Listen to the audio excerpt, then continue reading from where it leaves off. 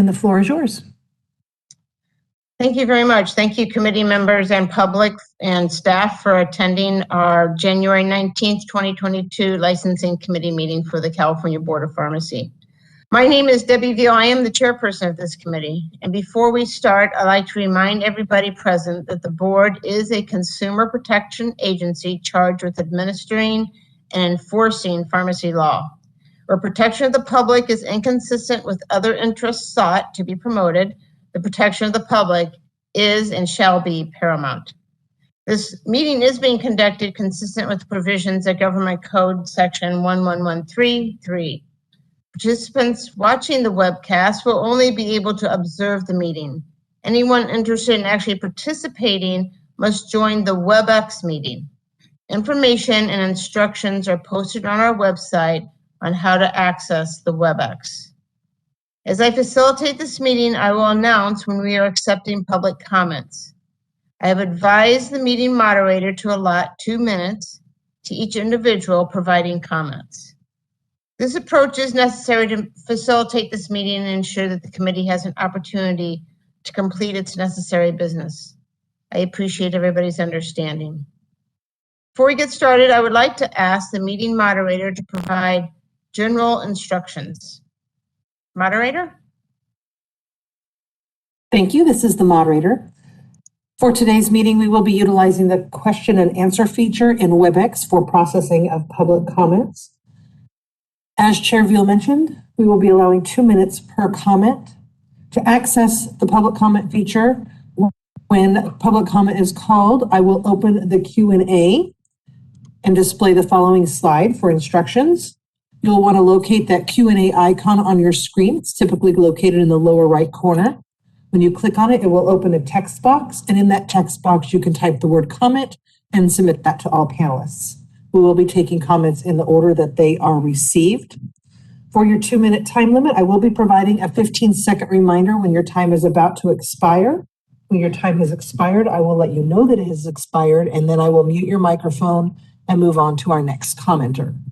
When I do call on you to make your public comment, I will let you know that I have sent a request to unmute your microphone. At that time, you will want to locate the Unmute Me button that should appear at your end on your screen. When you click that Unmute Me button, it will unmute your microphone. You may hear a brief statement recorded from WebEx. Please wait till that concludes before starting to speak, or we will not be able to hear the beginning of your comment. And with that, I will turn it back over to Chair Veal. Thank you very much, moderator. At this point, I'd like to take roll call of the committee members and establish a quorum. Members, as I call your name, please remember to open your line before speaking so I can hear your response.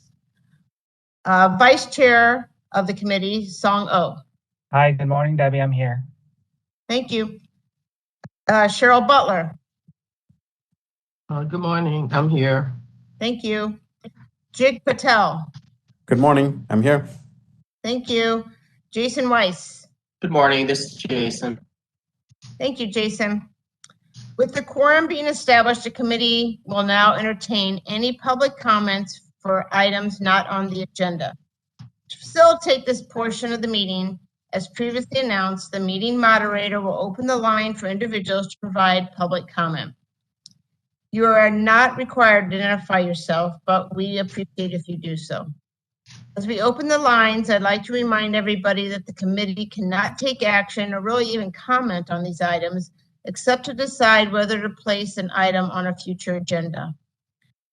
Members, following the review of the public comments, public comment items, I will survey the members to see if anybody would have preference for items to be placed on future agendas.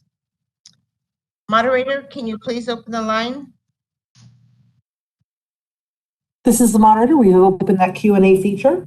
Again, if you'd like to make a comment for items not on today's agenda, please click on that Q&A icon, type comment into the text field, and submit that to our panelists. First comment today comes from Stephen Gray. Stephen, I've sent a request to unmute your microphone. At yesterday's meeting of the Enforcement Committee, on the agenda was a review of some FAQs regarding the new law effective January 1 that allows outsourcing facilities to fill and dispense patient-specific prescriptions. It says explicitly that the facility must follow all the rules of an outpatient pharmacy. The FAQs were intended to clarify that. However, there were some issues that have come up that the that the chair of the enforcement committee felt were more under the purview of the licensing committee. So I would like to suggest that a future agenda include review and maybe addition to those FAQs. For an example, there is an issue about whether as a licensed pharmacy, only a pharmacist can have a key to the facility. Does that apply to the facility of an outsourcing facility? Does there have to be a separate area for the pharmacy prescription processing, like an outpatient pharmacy, in order to secure the difference between the types of work done in the facility? Do personnel that are helping the pharmacist fill these patient-specific prescriptions have to be licensed pharmacy technicians, and does the ratio apply? Is the facility required to have counseling hours of 40 hours a week and 6 days a week, like a pharmacy is, if they deliver the prescriptions either directly or by mail? In other words, the prescriptions are not picked up where counseling at the facility where counseling can be provided.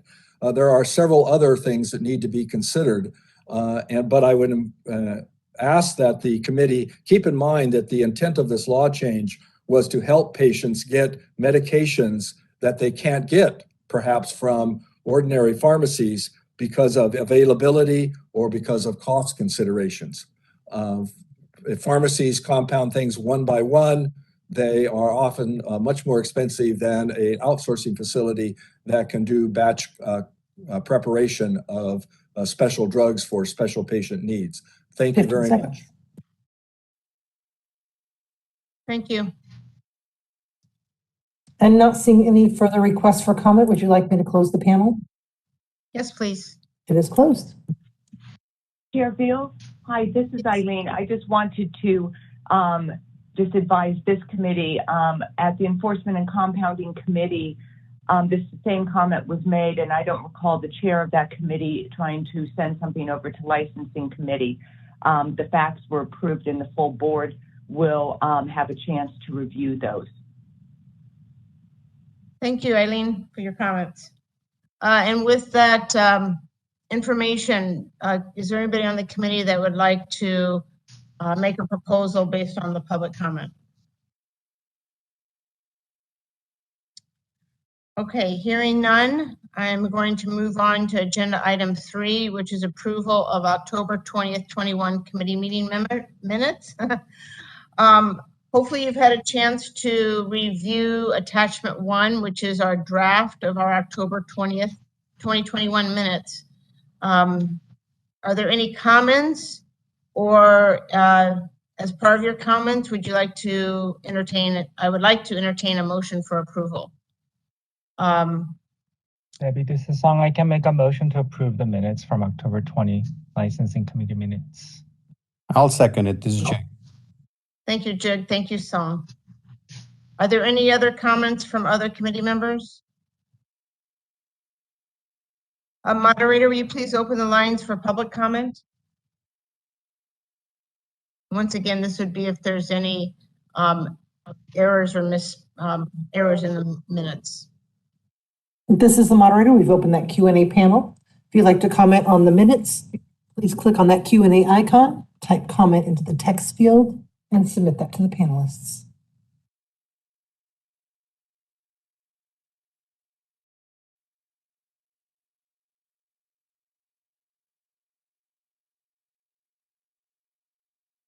Not seeing any requests. Would you like me to close the panel? That would be great. Thank you. It is closed. Okay, we have a motion on the floor and no public comment has been received. I will take roll call on the vote. Song O. Yes. Cheryl Butler. Yes. Jig Patel.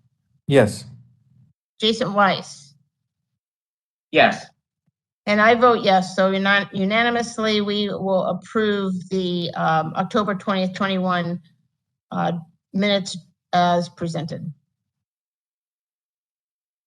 Okay, moving on to agenda item 4, which is discussion and consideration of Business and Profession Code section 4071.1 and the board's waiver to facilitate provisions for remote processing and consideration of possible changes in the law to establish permanent authority under specified conditions.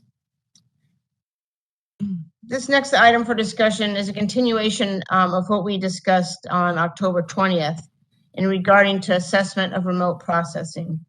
During our last meeting, we reached a consensus on a number of items that I will cover later, but we did not answer the larger question if changes are appropriate to make permanent and or expand the temporary authorities established in the remote processing waiver for pharmacists, pharmacy interns, and pharmacy technicians.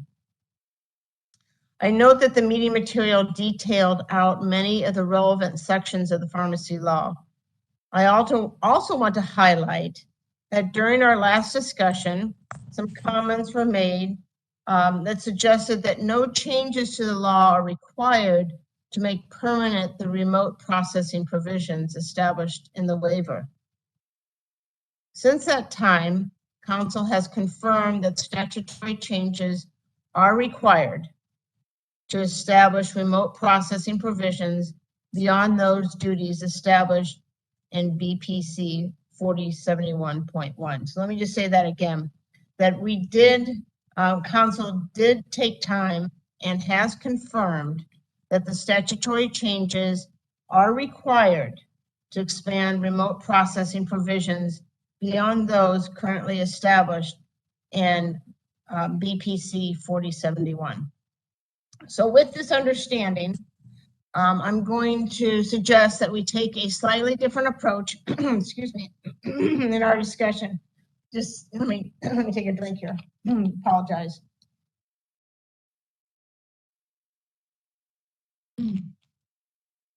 I'd recommend that we review the current waiver and determine if we believe that this temporary authorization is appropriate, and if so, under what conditions. I believe that given the urgency, once the waiver authority expires and the board's experience in dealing with remote processing waiver, that it might be easier to get a consensus on that and get a proposal to the legislature for consideration before the board's waiver authority expires once the state of emergency is terminated. I believe where we previously reached consensus may also help, guide our discussion. I'm going to suggest that similar to the waiver, that we focus on pharmacists and pharmacies and pharmacists first. Then we will move on to pharmacist interns and pharmacy technicians. And just as a reminder, I believe the waiver currently is in effect until, I think we have like 30 days, and Ann or Eileen, you can correct me. I think it's 30 days beyond when the state of emergency is lifted. Is that correct? That's correct, Chair Beal. Thank you. So members, unless you have questions, I'd like to, unless you disagree with the approach I want to take here, let me know. Otherwise, I'm going to move forward. For now, speak. Is there some way to extend it another 90 days out, or we have to make a decision now? Member Butler, hi, this is Eileen. The maximum authority under section 4062 for the board to extend this remote processing waiver, if it so chooses, the tail end of that will be 90 days after the declared emergency with respect to COVID is lifted. And we don't know when that is at this point, but the board would have some flexibility. The outer limit of the board's ability to waive these provisions of law will end no later than 90 days after the emergency is lifted. And so we don't know exactly when that date is. So Eileen, we currently have voted to extend it 30 days beyond that. So at some point we could vote if as a full board to go 90 days, so 60 days more than what we currently have, but that would be the most that we could do. Is that correct? That is correct. So the tail end of the board's ability to waive these provisions of law expires 90 days after the declared emergency is lifted. And then the board follows certain provisions that if the waiver is necessary in its opinion, to aid in patient care. But the outer limits will be 90 days after the declared emergency is lifted. And so I think, Cheryl, I'm glad you actually asked that question, because that is why we do have a little bit of urgency here. We don't know when the emergency is going to be lifted, but I guess we all hope soon. So we do need to, keep moving forward and review this. Debbie? Yes, this is sir. Song. So I am just hoping to get some thoughts from Anne and Eileen, as this is a statutory proposal. It will be drafted. Obviously, you all know that legislative deadlines are very tight. So what is, anyone can confirm what is that timeline to submit it this year? I'm a little bit concerned if we don't move fast enough, we're gonna miss the deadline, then it will really be a pickle. So I'm wondering if we may need to even try to have a meeting of some sort in the next month if the deadline is approaching fast. So. Thank you, Song. That's a very excellent question. And once again, points to the urgency. So I don't know, Anne or Eileen, can you help us with the potential timeline? We're a little bit jumping ahead of ourselves, but assuming that we want to move forward, what would our timeline be, just so we kind of have that in the back of our mind? Yeah, the bill introduction deadline is in February. So assuming that this committee reaches, an agreement or recommends to the full board, and then the full board agrees with the recommendation of the committee, it is very tight because there are some precursor deadlines that are fast approaching. But I believe the February date would be, possible if the board was able to find an author that had either an existing vehicle or was interested, but it will be very tight. So, the key is we also have to find an author. If everything goes well and we all are yes next week, we still have to find an author. And so for us to, and Debbie and Eileen, so for us to be able to have some sort of board supported proposal, do we have to have a language drafted at the board meeting by next week? And hopefully we can delegate that to the president and EO to try to refine it and to try to get it, find an author. Is that like a possible timeline, Anne? Eileen? Yeah, I would say that that's super tight, but we'll do everything that we can at the staff level to make it work if that's what the board's desire is. We could potentially, and again, it's going to depend on how you all delegate, we could potentially draft legislative intent language and see if an author feels comfortable with leg intent language to meet some of these filing deadlines. But it will really depend on, one, what the board determines is appropriate, and then two, the flexibility that the board wants to grant to myself, and then either, the chair of licensing or the chair of Ledge Reg, the board president, whomever it is, so that there is a board member that I'm working with specifically on it. So I think that we have a couple of options, but I will be super transparent here. It's going to be really tight. Okay. So Anne, would we, if assuming that we decide to move forward with one or more of these provisions here today, would you envision that we would be presenting the board itself next week during our meeting with the same kind of overview that you would present to a possible author? So we would have to, we would need to work with the staff to get that in place. because it seems like we're going to need something a little bit substantial for the board meeting next week, correct? Yeah, I don't know if language could be drafted in that time frame, but I definitely think if we have all of the policy components detailed out, so the board has given direction on the policy that the language, like I said, could be drafted with council and delegated to the chair to work with staff to finalize. I do believe that that's consistent with past practice. And I believe as the policy maker, it's important for you to convey all of the basic tenets of the policy. But unlike regulation language, legislation runs through a different process. And we find an author to sponsor, but it's really the author that is driving the language. You know, usually they partner with the sponsor, not always, depends on the author, but whereas regulations, the board has to approve the specific language for the rulemaking process. In legislation, there's different flexibilities because the process is different. I hope that answers your question, Debbie. I think so. Yeah, that actually, yeah.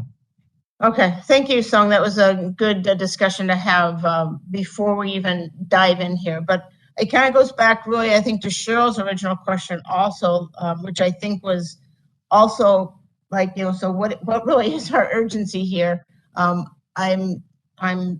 understanding from this discussion that we do have a great urgency. Any other comments from the committee members before we start? Okay, so with that, I'd like let's start looking at the next slide, please. Thank you. So under the waiver, the board has expanded the authority. So once again, I'm going to do this like in kind of two chunks. First chunk is going to be pharmacies and pharmacists, and then we'll move on to pharmacist interns and pharmacy technicians. So this discussion is kind of focused on pharmacists and pharmacies. And the board expanded the authority for pharmacists to perform remote processing, which is detailed in the second paragraph of the slide we're looking at.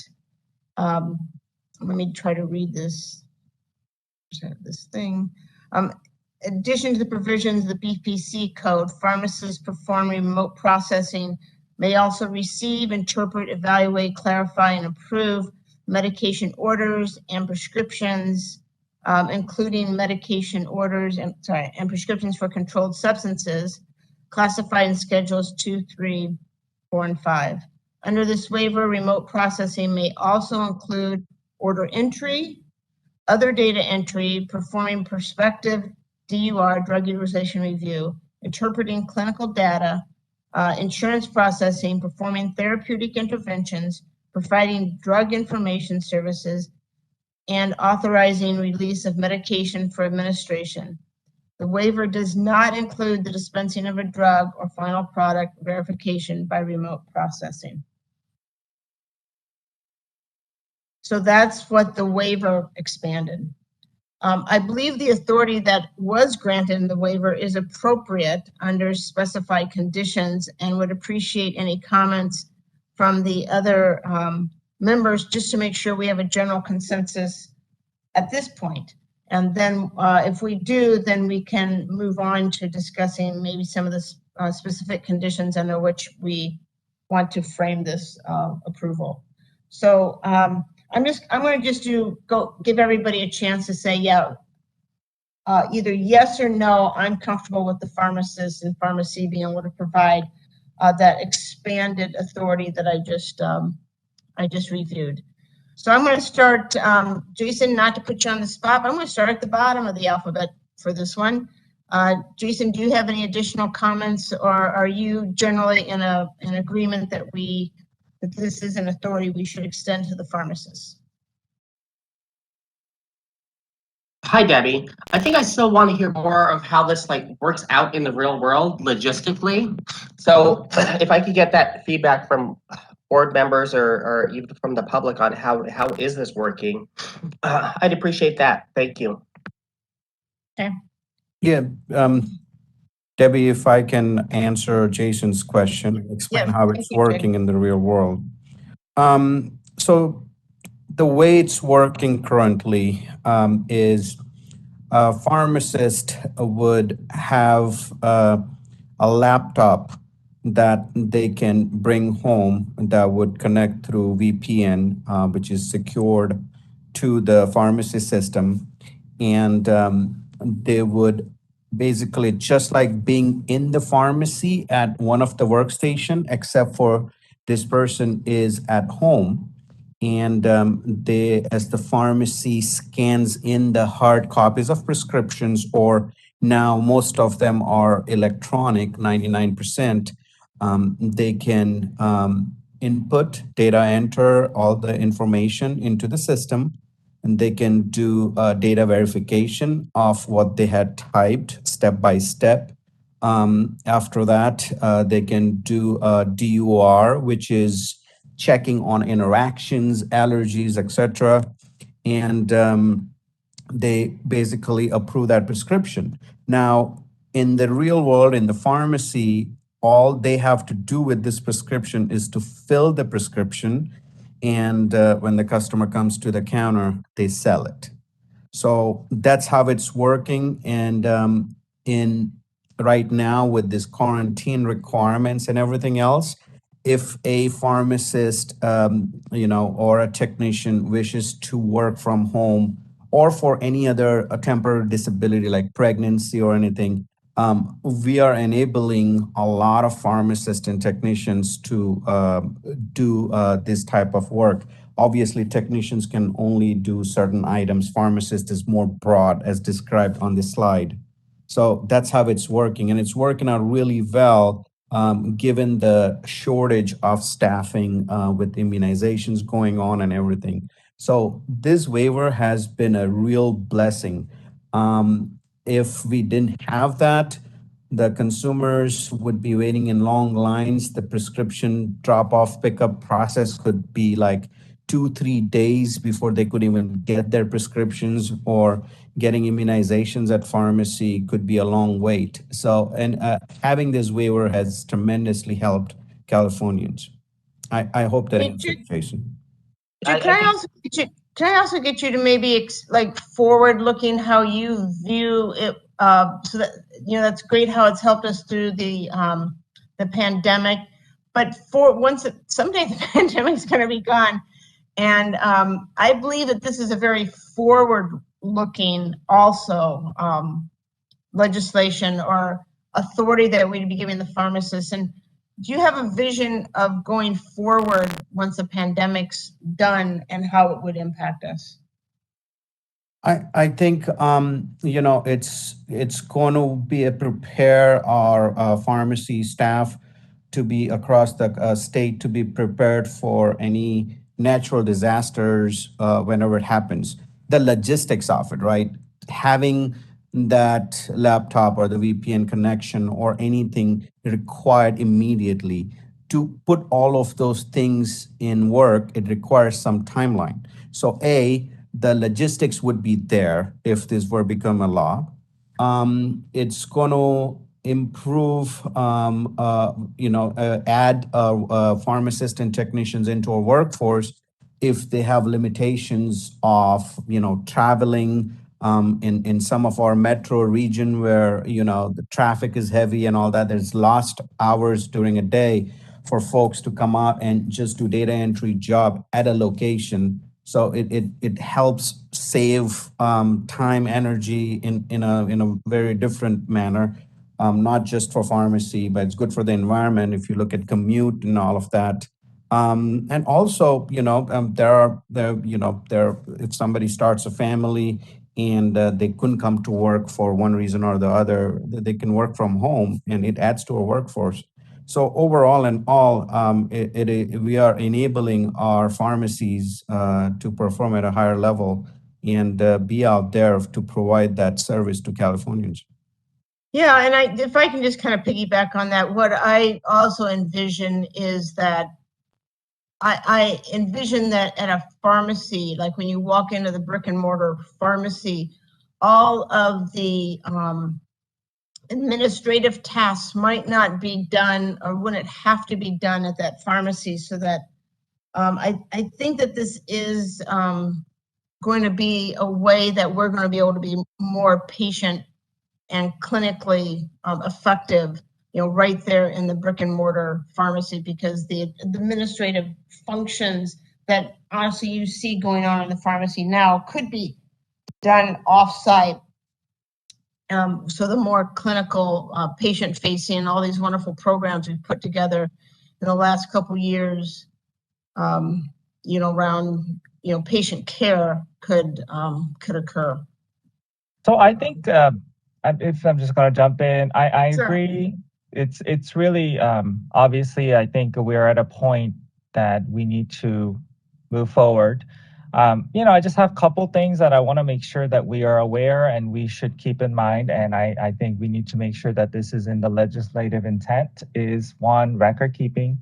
I think we need to be able to make sure that. Can I interrupt you just for a sec? When we let just make sure we're just talking about the general idea of it, because we are going to talk about the conditions that we're going to frame this with. So that's like step 2. I'm just trying to make sure that we're in consensus that we should move forward with this idea. Yeah, and then the next step, I'm going to go to specific conditions. So I kind of want to keep conditions. If we're good, then let's go on to conditions. But I just want to make sure that everybody's good. I mean, we are, that's what I mean. I mean, like, we're good in some ways. Like, we are obviously in need of support to move this forward in some ways. But I just wanted to make sure that we are, able to figure out what happened. If anything comes up, there has to be some guardrails. So, Yep. That's, we're going to talk about guardrails next. Yep. I know, Debbie, but I'm just saying, like, if I support this, but with some guardrails, like, I think there has to be some ways to make sure that, the vision's great. I obviously think that pharmacists being able to work remote is great. But we need to make sure that our board can actually make sure and enforce pharmacy law to protect consumers. So, yeah. Okay.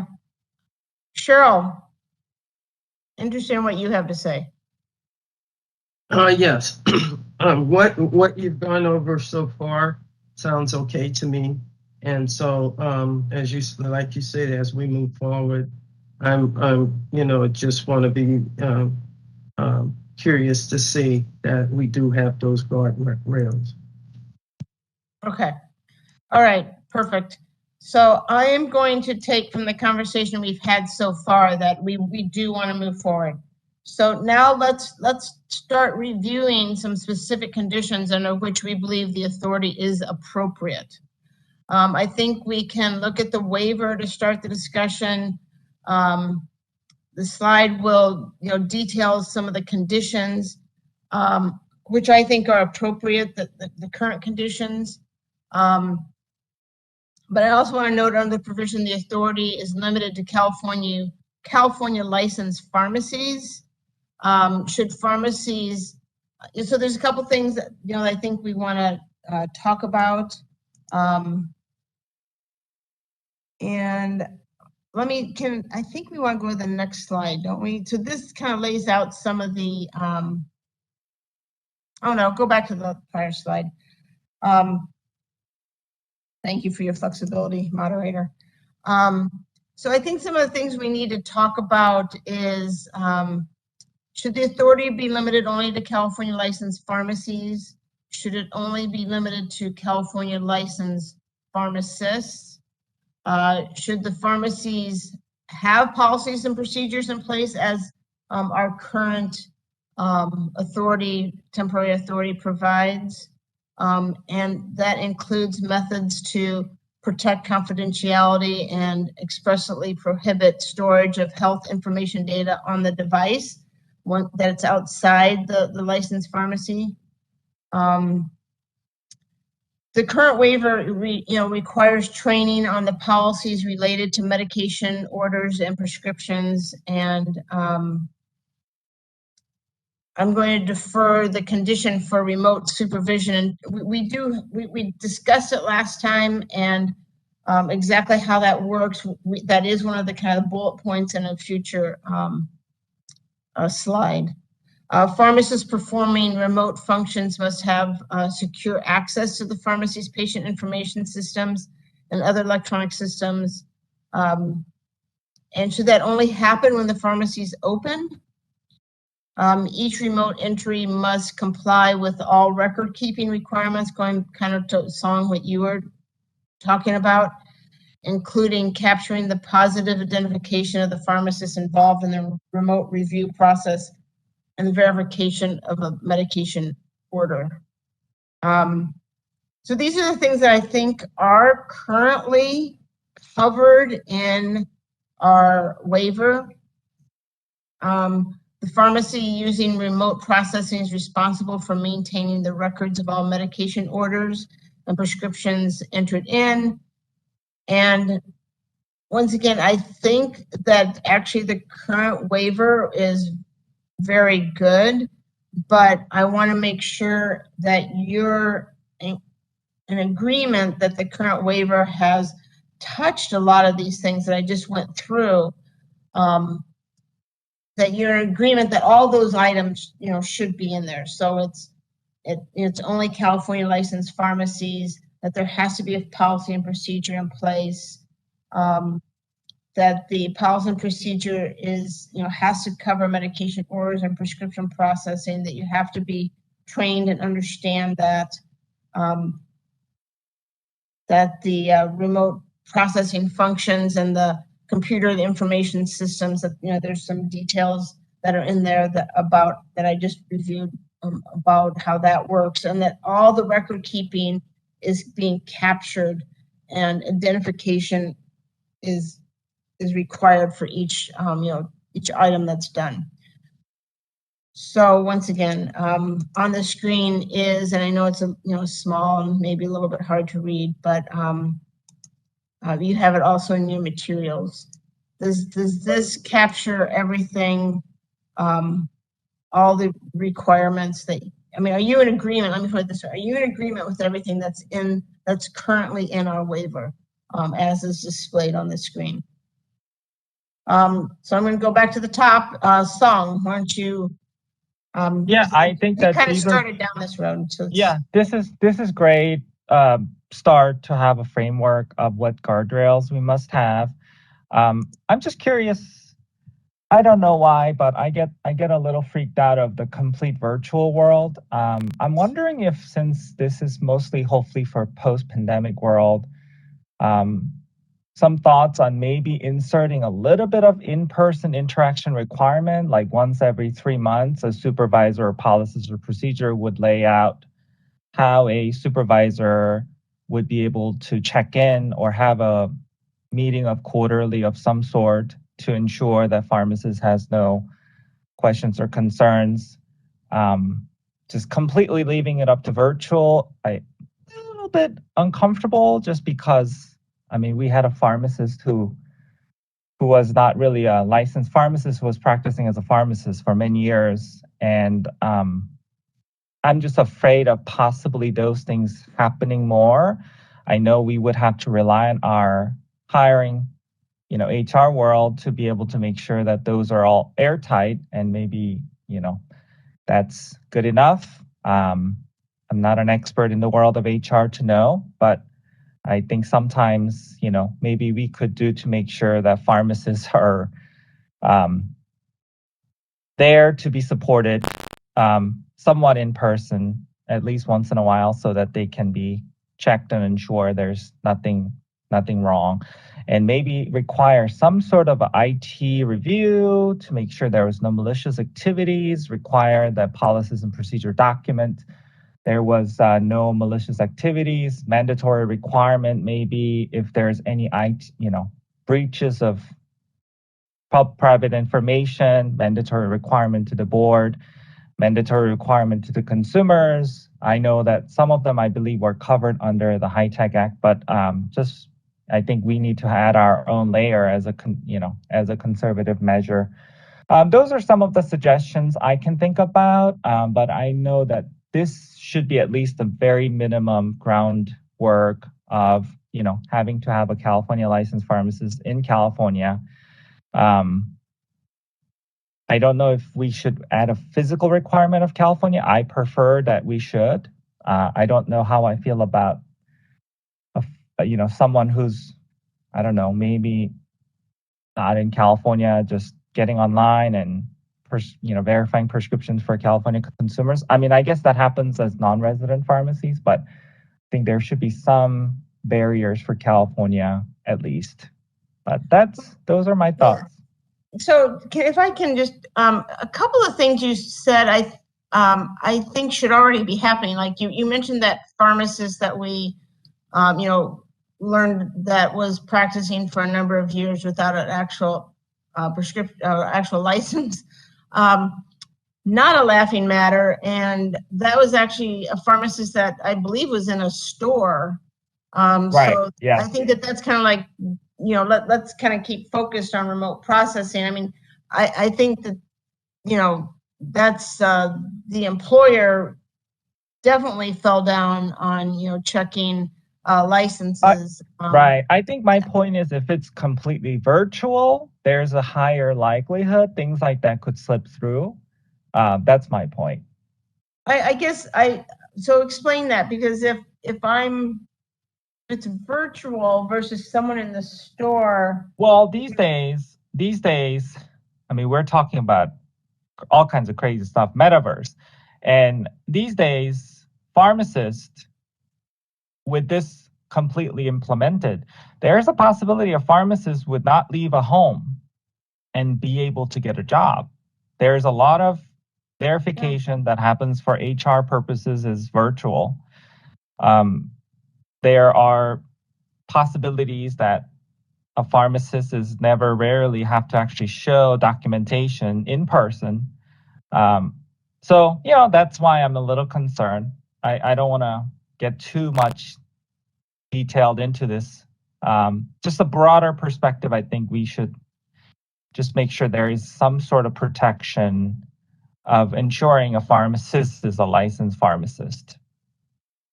So, I mean, I see where you're going, Song. I mean, if in California and the United States, if you hire somebody out to have that I-9 form, the verification of license, which is like standard practice across, and like you mentioned, that is my concern too, that, I know in this state, we had a pharmacist recently who worked at many pharmacies, and she was not the person she basically told the company she was.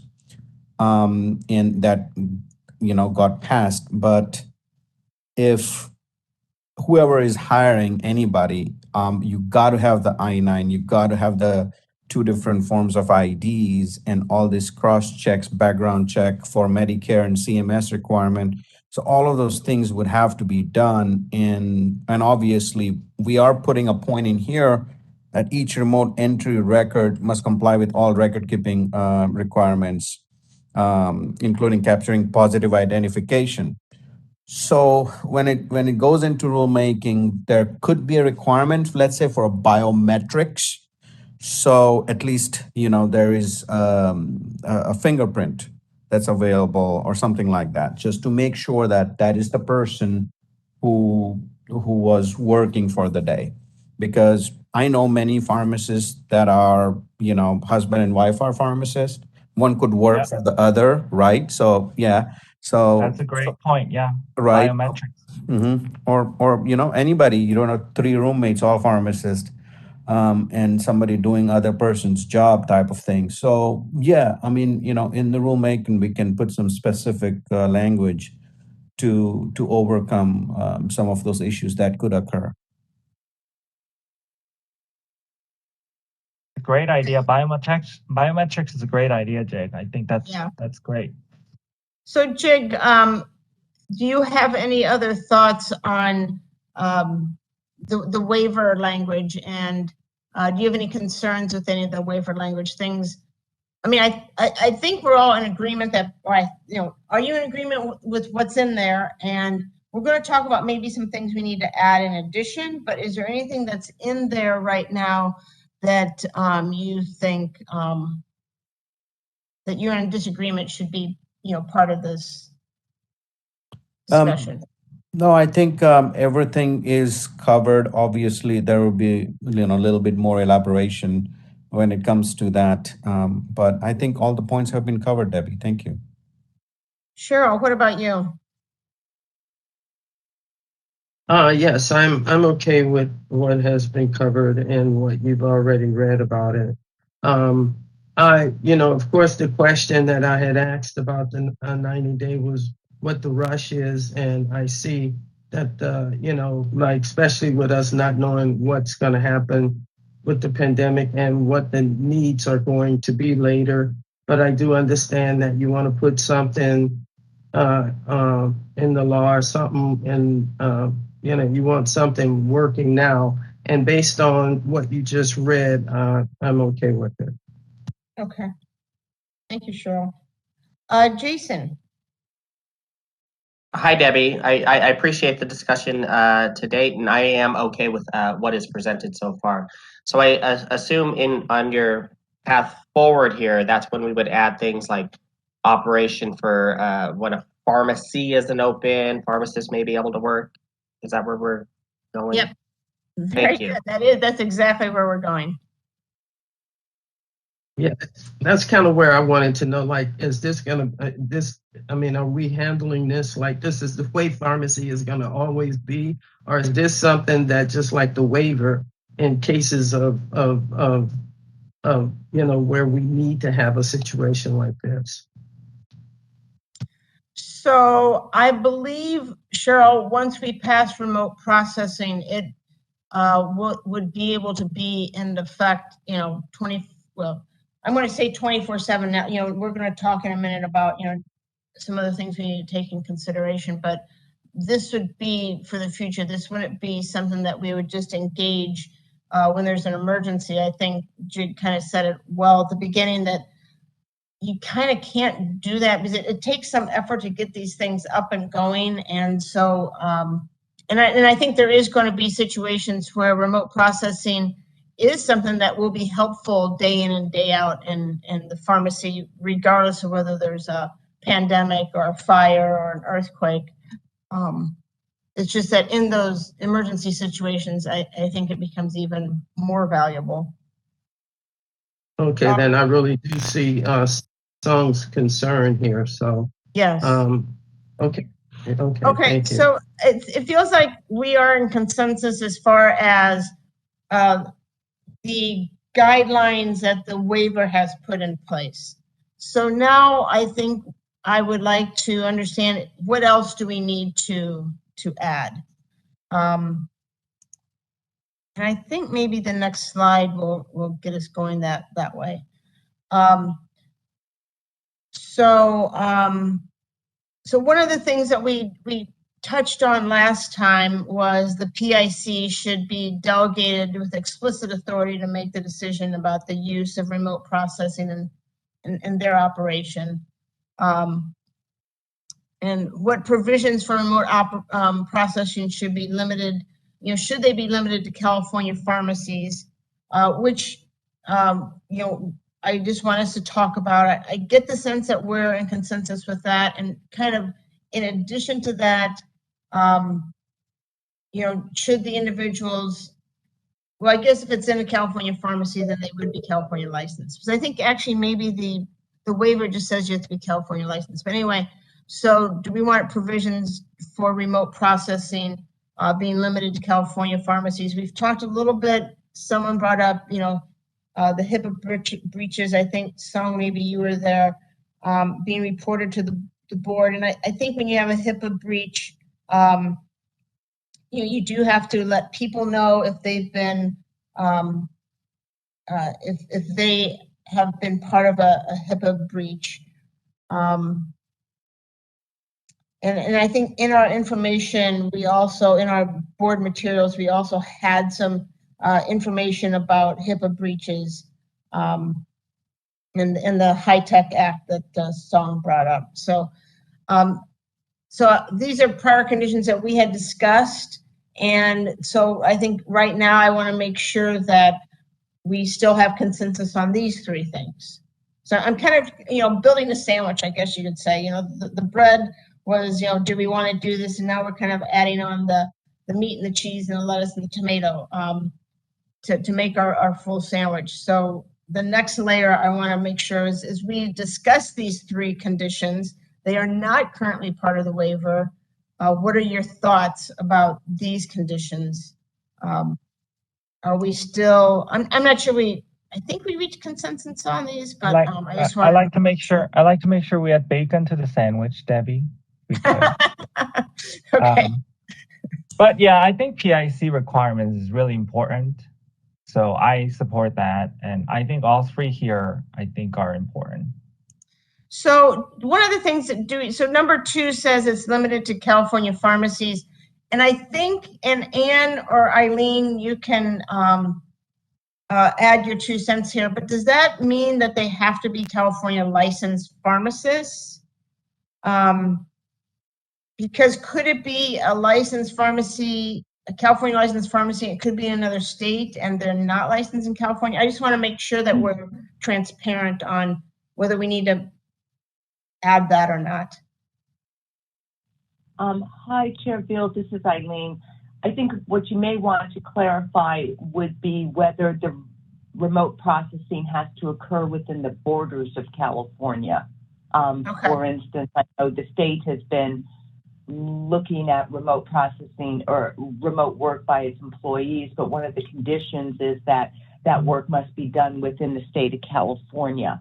And then that way the executive officer might have some views about that, because if things are occurring outside of California, about our ability to inspect and other things.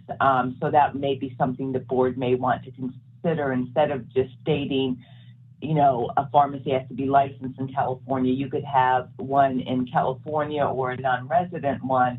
Do you want to specify with respect to this that the remote processing, at least for the resident pharmacies, must occur in California, or are you going to allow it to be done elsewhere?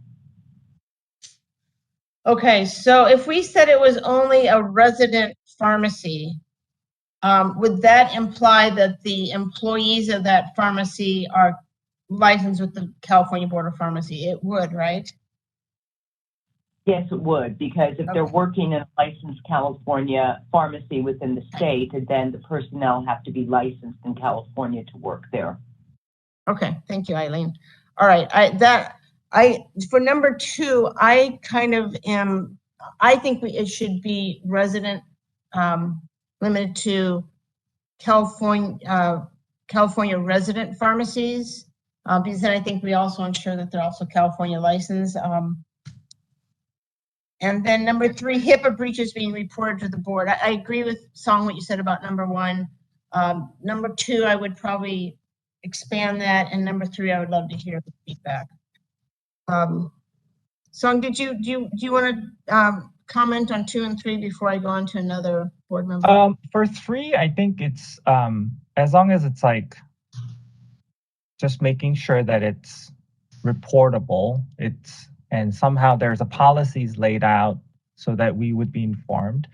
2, I a little torn, but I just don't know how I feel about going that far of letting someone who may be in Maine or Alaska or Hawaii just sitting in front of a computer at whatever the time difference, that I feel like we're going a little too far. I think that's where we could go next step after we start here. I think this is not something that we have to just open the floodgates. I think we can do what we feel is a little bit more conservative so that we can have the EO and our inspectors evaluate if there are actually any problems. And then, if we feel like it's going well, then we can open up. But we don't have to, I think, get there now. I think we don't. That's not why it's urgent. I think the reason why it's urgent is because of what's happening in California. So I think this is going a little too far if we open it completely outside of California.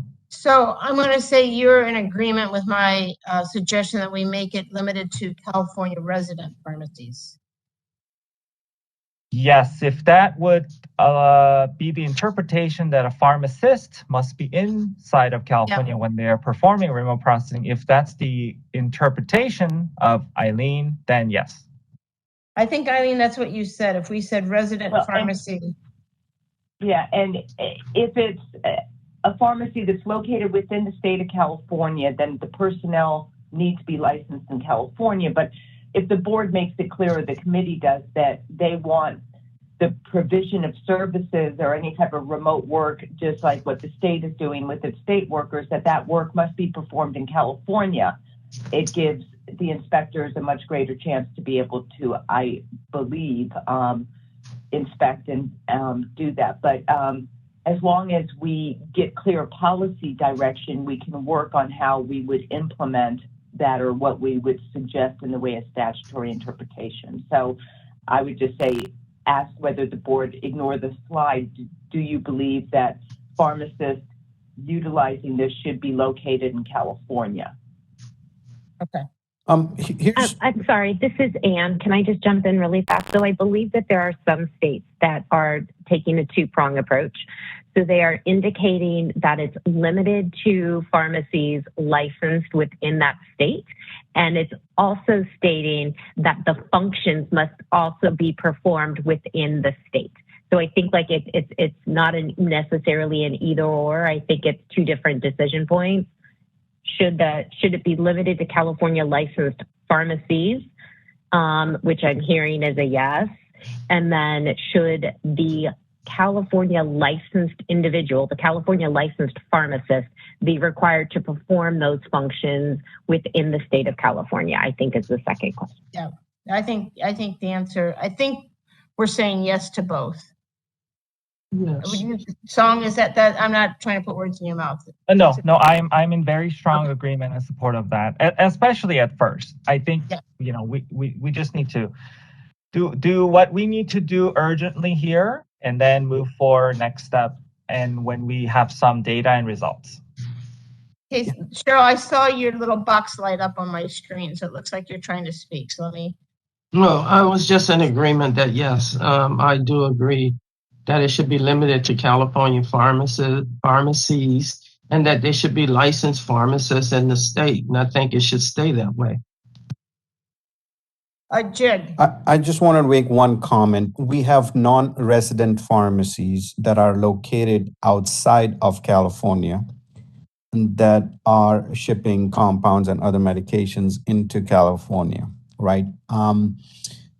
These pharmacies are registered in the state of California. Here, for remote processing, we are talking about a pharmacist should be registered in the state of California. But let's say some pharmacist lives on a border town, works for a drug chain, big box chain, or a grocery chain, and the computers are all interconnected. And if a pharmacy from, let's say, a border town, Reno, wants to help somebody in Lake Tahoe, and the pharmacist is dual licensed, then I personally don't see how that could be a harm to a consumer if they're just helping out a pharmacy get caught up or something, work balance, whatever. As long as they're licensed pharmacist. Because we are allowing pharmacists that are not even licensed in these resident pharmacies that are registered with California send prescriptions to California. Here's a registered pharmacist just typing, not dispensing, just typing prescriptions for California pharmacy. I personally don't see any issues or harm to consumer there.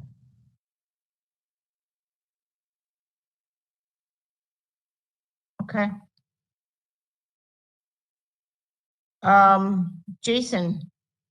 Thanks, Debbie. I agree with what we have on the board, and then I also like the two-pronged approach. I want to make sure that the board's obligation to the safety of California residents is ensured, and that we're able to get in touch and contact with individuals that are doing this work remotely. And I think that individuals should be cited in California, as should the pharmacies be California licensed.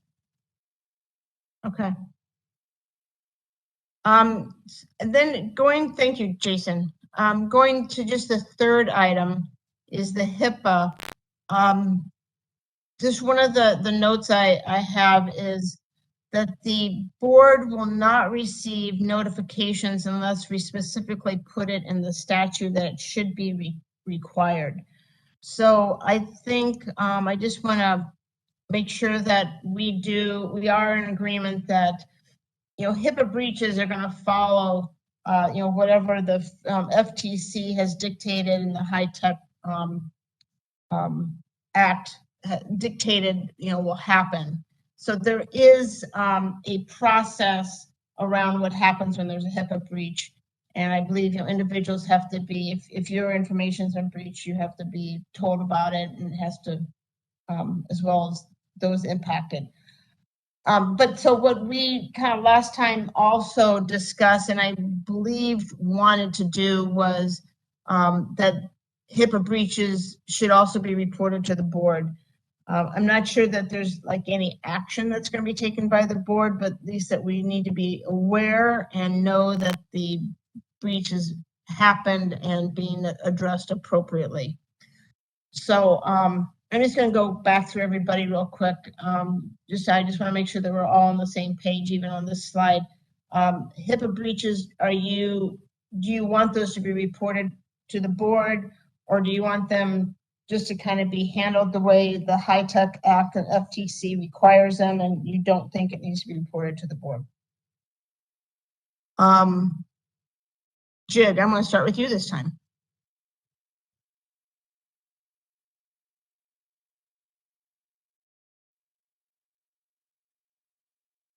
Jig, if you're talking, we can't hear you.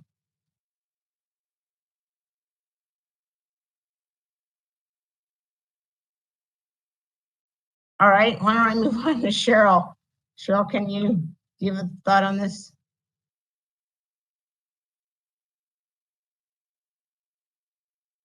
I like the idea that is reported to the board. Okay. Song, do you have a opinion on this?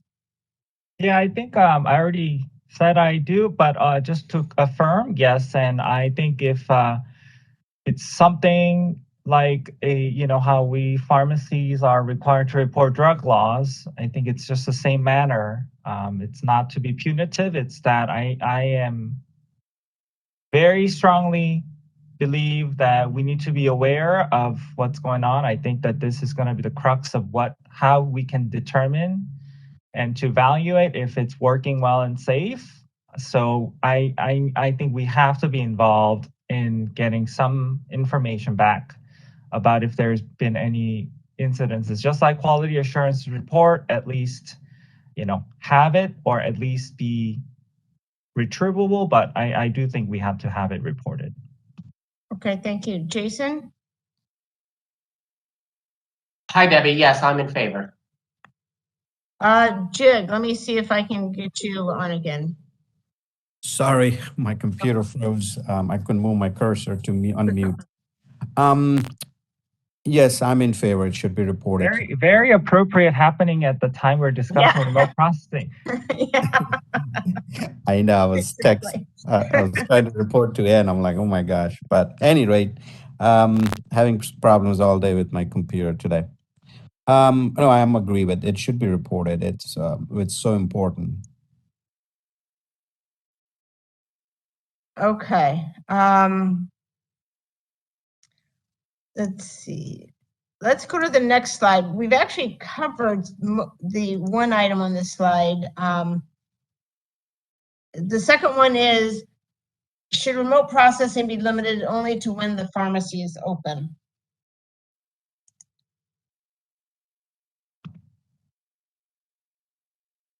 That's a difficult question, I think. Yeah. that's So this is my thought. See, with pharmacists, I don't know. I mean, pharmacists are professionals. I guess I'm not sure it has to happen only when it's open. I think, we've talked about. so. Yeah, my concern is like if it's just like, what if a pharmacist decides to just say, "Oh, I'm gonna work 24 hours"? Is that really safe? Like, oh, I'm just gonna decide to work like 2 days of 24-hour times 2, and I'm done for the day. I mean, done for the week. That's kind of a thing that I'm like, oh my God, like, because obviously there's no. Wouldn't that be in the policy and procedures? Yeah, maybe. The Right. company. Yeah. Yeah. Maybe they can make sure that it's safe and that, Well, if somebody works 24 hours, let's say, that's an awful lot of payroll. If Yeah. somebody were to do that, and A, I mean, B, if somebody is able to work that much in a stretch. But I mean, my thought process for pharmacist remote processing beyond opening hours, a lot of this is no interaction with the consumer and bringing the pharmacy up to speed with workload during closed hours.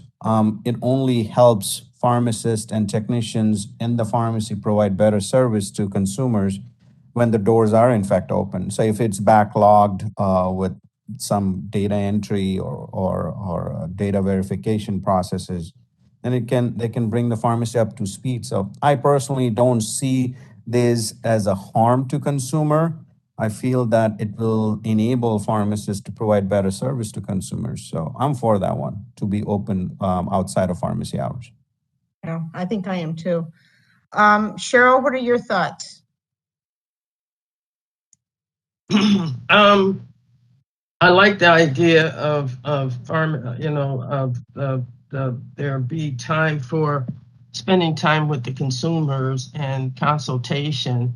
But I do have a problem with the idea of, that Song brought up, that a pharmacist working lots of hours, because then it's a public protection situation. It's not so much how much somebody's going to get paid if they work 24 hours. I'm kind of torn with this one. I feel like it should be limited to when the pharmacy is open, but I do understand, and I do see the whole thing of where you're looking at that this is going to make things smoother in the pharmacy. I guess if you had a pharmacist, another pharmacist working some other hours when the pharmacy isn't open doing input. So I'm kind of torn with this one. I think the work hours, I think that they would be, I can't remember what the department within the state that says, you can only work, if you work 8 hours, you get regular pay. If you work, 12 hours, it's overtime or time and a half. It's, so I feel like there's other, like there's work rules already. And I'm not sure that that has to be part of remote processing. I think it'd be part of the policy and procedure, but I think it'd be part of the employer. I mean, I think if you work 24 hours, like, I agree with you 100%. It's not good for the consumer, but I think that is it the EEOC, but there's a department out there in the state that wouldn't allow that, even if the pharmacist thought it was a great idea. Hi, Debbie. It's Jason. Yes. I think that's probably the Department of Labor. And what is stopping a pharmacist from working, I don't know, 16, 20 hours right now?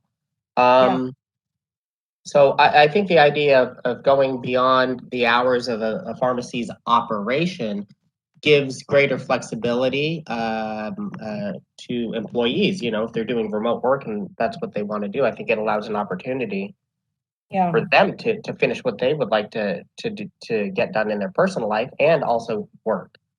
Yes. So I'm open to the opportunities beyond just a pharmacy's hours of operation. Okay, thank you, Jason. So those are kind of, we've been through all of the items that, all the guidelines that the waiver put in. We've discussed some of the items that we brought up last time, threw in a couple of different items that kind of came up, I think, through stakeholders or, so we've talked about a lot of conditions. Is there any condition that you can think of that we need to discuss, that should be kind of put on? Just kind of the way I see this moving forward is we're probably going to have to delegate to the staff to develop some sort of, proposal, and they're going to use all this information that we've spoken to, all these conditions we've spoken to put together their proposal. So are there any other conditions that we haven't discussed that we would want to, have as part of this proposal or policy statement, as Ann said earlier? Song, are there any other conditions that you had that we should talk about? So since it's going legislative proposal, it really could go unexpected way. So I would say that we need to just say whatever that it is, it's obvious statement, but whatever that will be at utmost to provide safe and effective patient care to California consumers has to be the most priority of the legislative intent. I mean, it's obvious statement, but I think we need to make sure that that's where the legislation's going to go. Just because it's a very, at this point we don't even have a language, so right. I think that's yeah. And I think our goal is maybe to, is for our staff to put it together. So I just want to make sure we've given our staff all the conditions that we think are important, that can be, shared and part of, the policy statement or the draft. Cheryl, I think a good start. Yeah. Are there any other conditions that you would like to discuss that you think needs to be added? No, I'm wondering, is this happening in some stores right now where we are aware that this is working out just fine? Well, the waiver has been in place, and you can correct me, for like 18 months. Right. Yeah, it's been in place for a good duration of the pandemic, and I did reach out to field staff, Cheryl, and I am not aware of. I believe there has been one investigation opened that was reported to me, and it involved a technician. So we have not seen any kind of trending or issues that have, investigations that have been initiated as a result of the provisions of the use of the waiver. Thank you for that information, Ann. Thank you. That's what I wanted to hear. Thank you. Jig, are there any other conditions you'd like for us to discuss? No, I'm good. Thank you. I think done a good job with staff. Thanks. Okay. Jason? Thanks, Debbie. I do want to ensure that the security or the assurance of an individual's identity on the other side of the computer is maintained. So as long as that was like agreed upon already, and staff make sure that's in the language that tech security is vital, and that the person performing the work is the person that is licensed. I am good with what we've discussed. Thank you. Yes, thank you. That's a good point. I wrote down biometric ID. I think, I don't remember, and it was either Jig or Song that brought it up, but I thought it was a good idea. And I think we could make that, I'll just go through and make sure everybody's consensus, because I think I have biometric or tech security. And I don't think that, clear. I don't think we need to prescribe exactly what it is. Maybe we do, but limiting it to just biometric or visits. I don't know if that's what the board needs to do. Just a statement or an assurance that the person doing the work is the licensed pharmacist is Yeah, I think me. we can copy the kind of mirror the way that the two-factor authentication works for the controlled substances prescription for prescribers. I think we can kind of mirror that into it. That would probably be very helpful.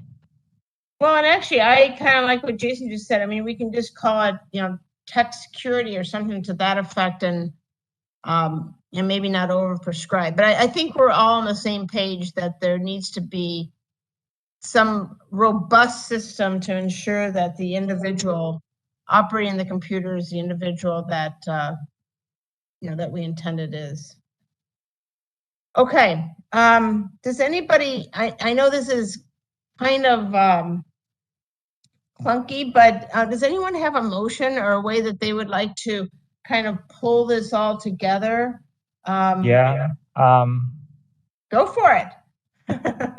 And I will do my best. So, because of the urgency of the nature, I make a motion to Probably direct draft staff, and Debbie, if I may, President, to draft statutory proposal, just because I think this affects such an organizational level, to it with the following intent that was discussed in this as reflected in the minutes, and to find an author to provide propose to make permanent. How about this? To make permanent the provisions of the board's remote waiver process for pharmacies and pharmacists, including the conditions we have reviewed.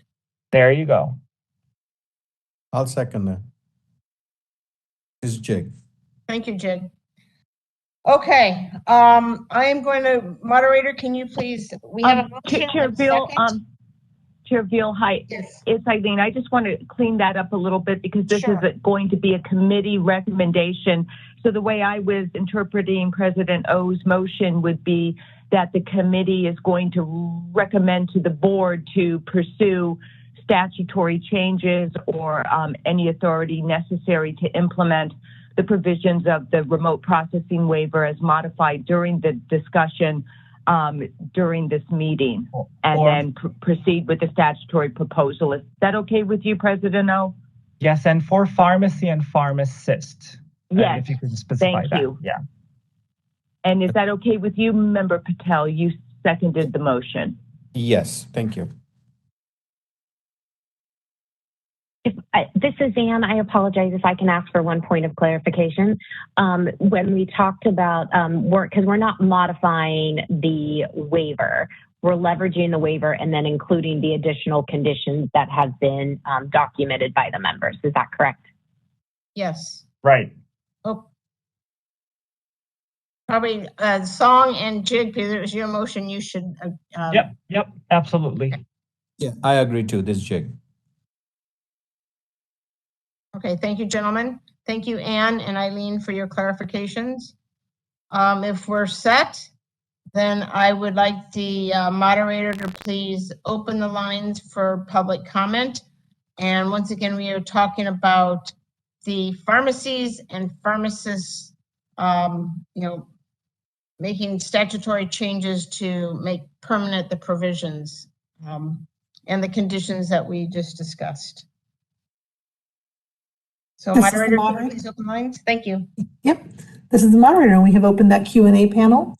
Again, if you'd like to comment, find that Q&A icon on your screen, open that text box and submit the word comment. Our first comment today comes from Maria Serpa. Oh, hi, Maria. Maria, I've sent a request to unmute your microphone. Hi, can you hear me? We Yes. can. Hi. Today I'm an observer, so thank you for allowing me to comment on the other side of the computer here.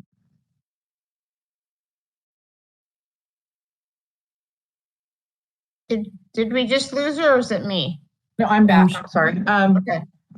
I really appreciate the committee's discussion and comments, but I wanted to bring to your attention other practice settings other than community pharmacies that have been taking advantage of this waiver and would like to continue. So if you could include those areas in your discussion and thoughts. So as you are aware, my background primarily is in acute care, where patient safety is paramount, having 24-hour pharmacist review of orders, even when the pharmacy is closed. So when the hospital pharmacy is closed, a pharmacist is reviewing the orders prior to a nurse or a physician administering the medications. So I'd like you to reconsider the discussions you have about when a pharmacy is open and when a pharmacy is closed. There are other reasons. Other things that are, to just add on to that too, is that we have other regulators who actually almost require these organizations to have 24-hour order verification. And that would be CMS, CDPH, and then the Joint Commission enforces both of those organizations' recommendations. And that's for patient safety. The other area that I would like you to consider is in the very top, I think it's in the current waiver, but I think it was probably just an oversight, that the information not be stored or downloaded onto a device. I do appreciate that, but then it talks about only the device in the licensed pharmacy that the information is downloaded. And currently, even without this waiver, information is downloaded to servers that are off-site. Information on computer systems for corporate and even for non-corporate entities are on hard drives that may not be within the licensed pharmacy or in the cloud, depending on the vendor. So consider that. I'm kind of rushing with my 2 minutes. And the last one is, I totally agree that the pharmacist that is processing orders remotely be licensed by the state of California, the pharmacist, so that we have some sort of recourse to that pharmacist. 15 seconds.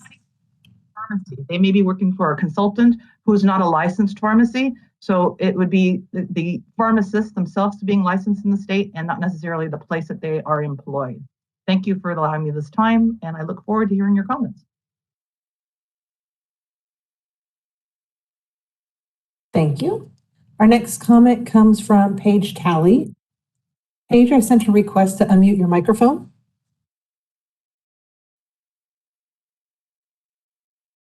Unmuted. Can you hear me? We can. Oh, great. All right. I first want to say that I agree with everything that Dr. Serpa just said. And I want to add that this remote processing waiver has been vital for the sustainability of my members' pharmacies and allows the pharmacist in the pharmacy to apply more clinical skills more frequently than in the past. I also agree with committee member Patel that there should not be, there are border towns, and we have some members that are like that might cross over into Nevada. And I think, I'm not sure about putting down that it has to be a resident pharmacy. That's all. Thank you.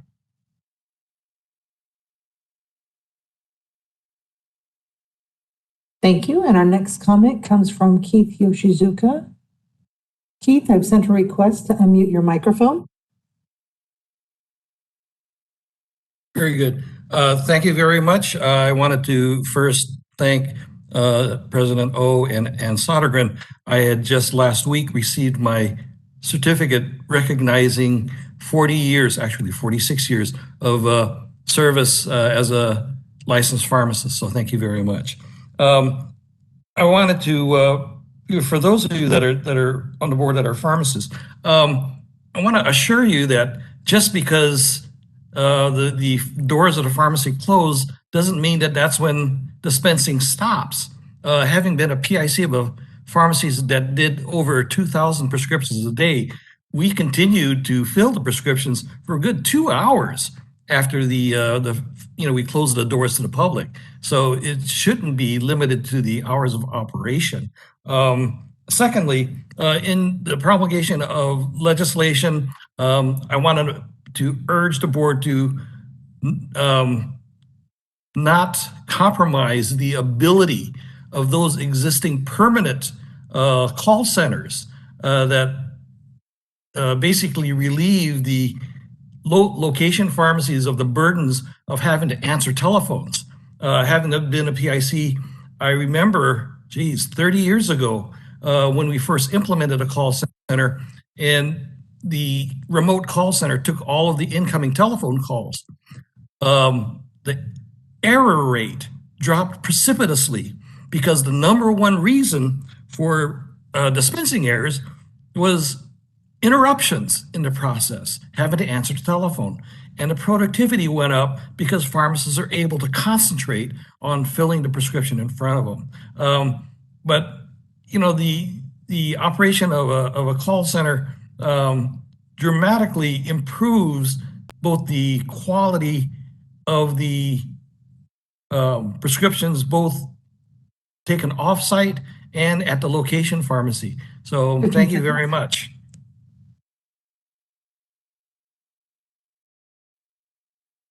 Thank you. And our next comment comes from Mark Johnston.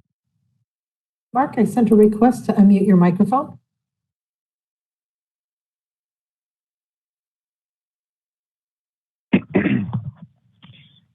Thank you. This is Mark Johnston with CVS Health. I do appreciate the board's deliberation on this matter. I do think remote work is something, as Keith just mentioned, has happened for 30 years in California based on Rule 4071.1.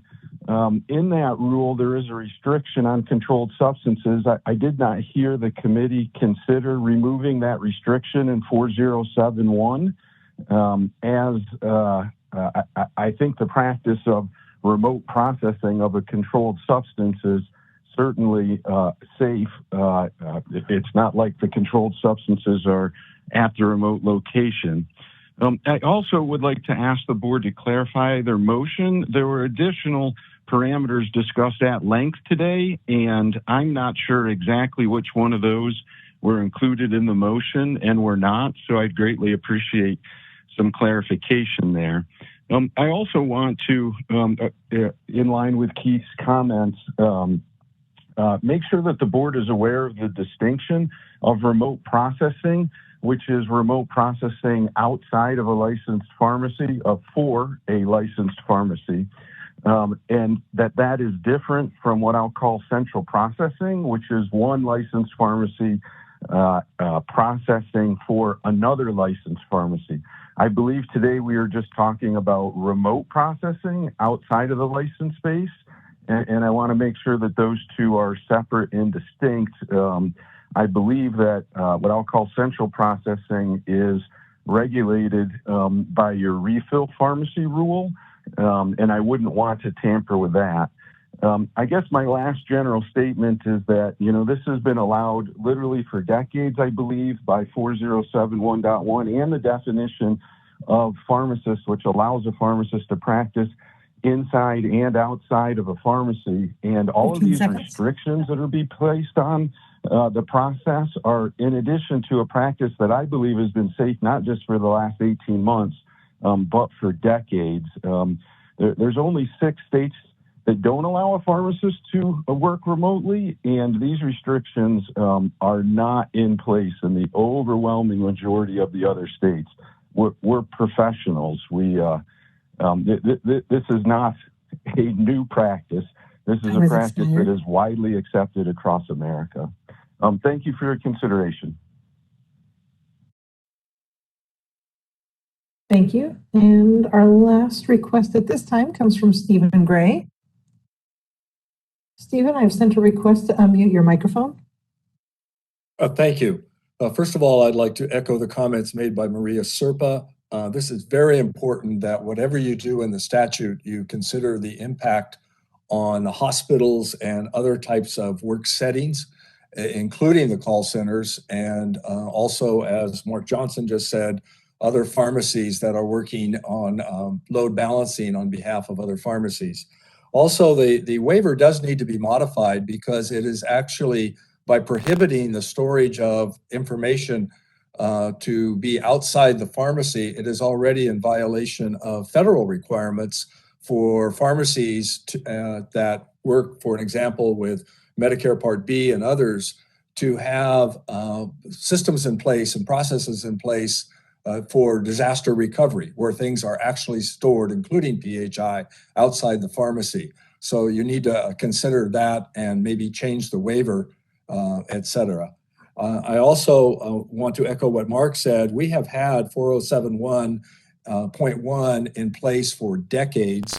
It has worked well. It may need to be tweaked, but the materials indicate a new interpretation by the Board of Pharmacy that has not been in place and has allowed many of the things. And one of the things to keep in mind is that at call centers, a lot of the work is being done by unlicensed personnel, but the entry into the pharmacy computer system is only done by the pharmacist. So you want to be clear that you're not prohibiting unlicensed personnel from helping out in call centers and other places. And lastly, I think you need to define clearly what you mean by remote processing. You should not assume that people think you're only talking about remote prescription filling type tasks and processes. If that's what you're limiting this to, then you need to say that explicitly. Thank you very much.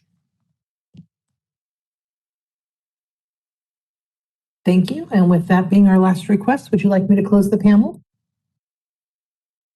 Yes, please. It is closed.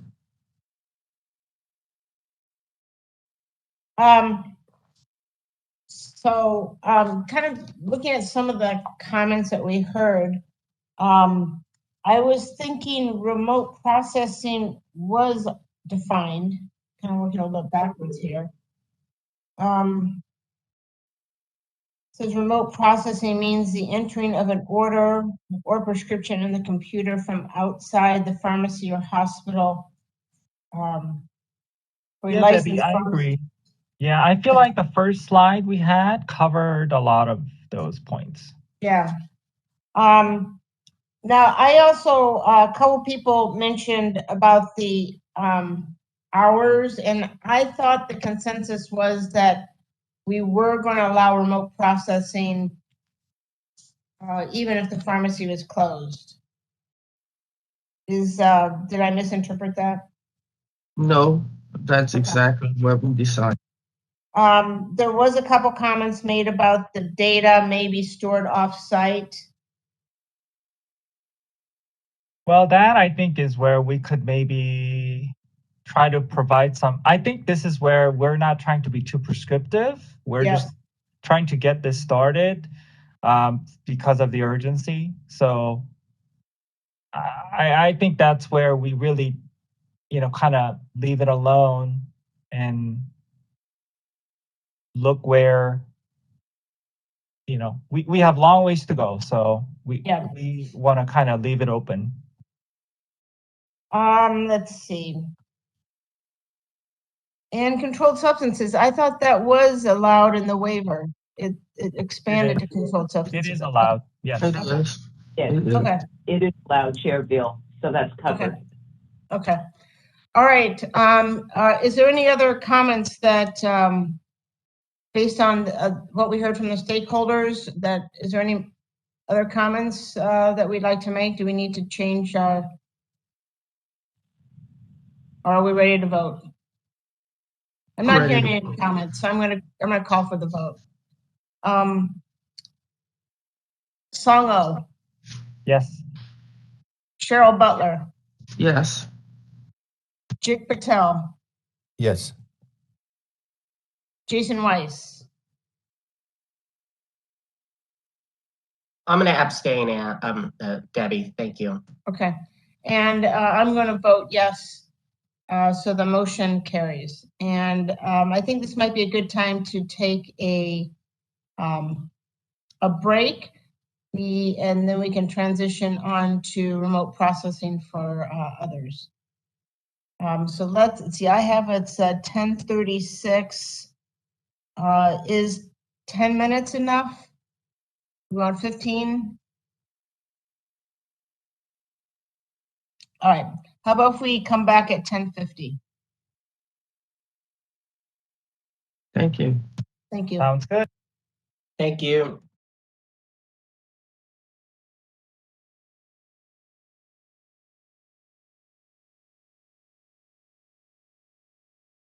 Pacific time, let me take a roll and make sure. This meeting is being recorded. And since it's 10:50 Pacific time, we are set to start again. Let me take roll and make sure the committee members are back. Song O. I'm here. Cheryl Butler. Here. Thank you. Jig Patel. Here. Jason Weiss. I'm back. Great. All right. I saw that the moderator has us recording, so I think we're set to go. All right. So now I want to follow the same or similar process for provisions of pharmacists, interns, and pharmacy technicians as we just did for pharmacies and pharmacists. And as we transition this discussion, I want to share some information that was provided subsequent to our last meeting, hoping that this will be helpful to understand nationally, what has happened. So the next slide has the NABP. I'm sorry, no, go back to the, I'm sorry, I got ahead of you. NABP surveyed states regarding remote processing, and at the time, 20 states indicated, and that was in 2020, 20 states indicated that there were provisions, either permanent or temporary, to allow technicians to perform some remote functions. Idaho, so you can go on to the next slide, has a remote data entry rule that allows pharmacies located in the state to employ a certified technician to perform data entry in more practice sites than under specified conditions. And now we should be looking at the slide that shows the current provisions for remote processing for pharmacists, interns, and pharmacy technicians under the California board waiver. These authorities are temporary, and as we mentioned when we were talking about the pharmacists, will expire 30 days after the emergency declaration is lifted.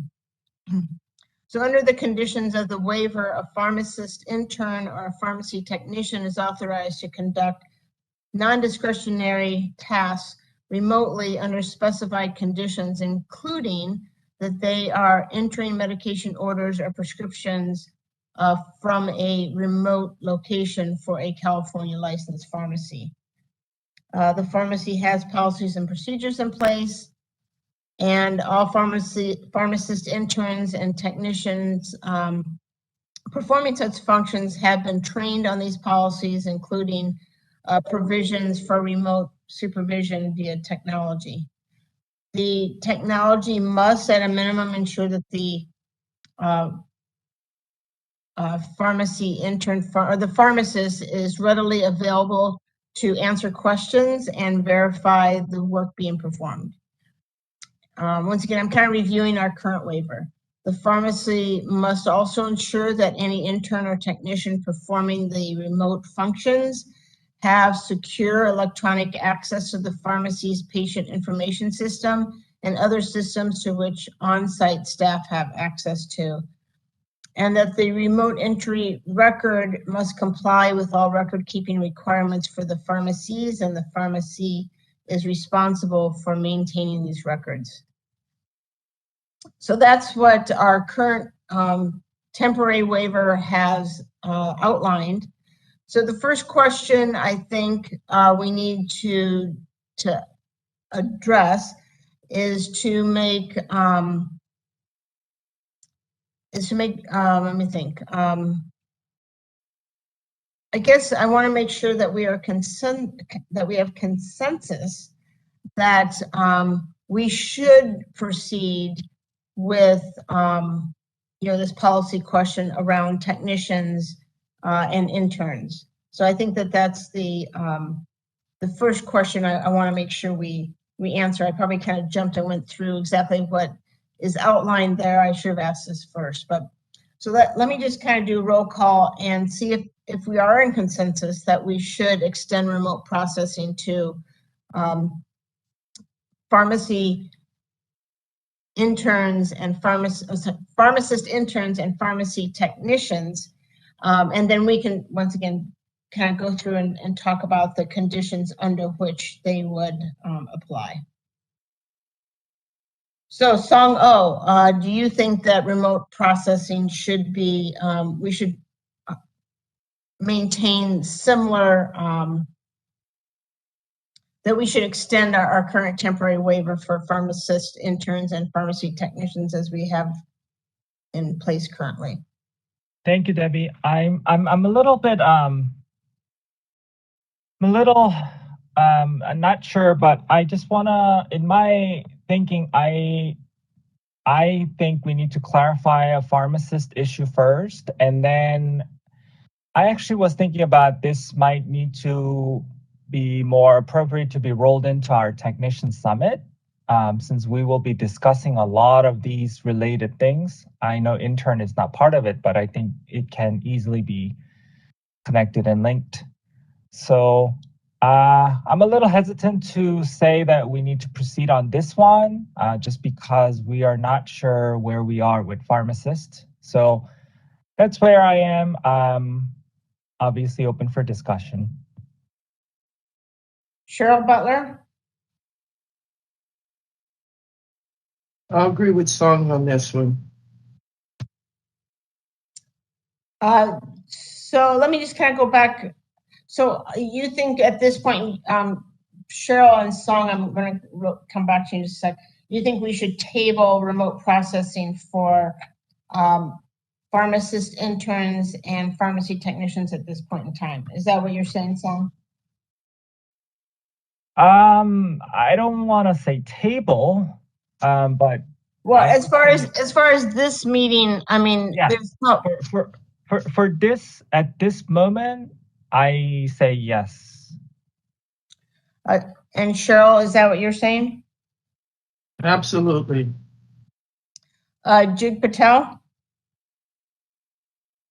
My take on pharmacy technicians performing remote duties is similar for some of the reasons that I mentioned for my support for pharmacists, as this has enabled many pharmacy technicians to help during these tough times.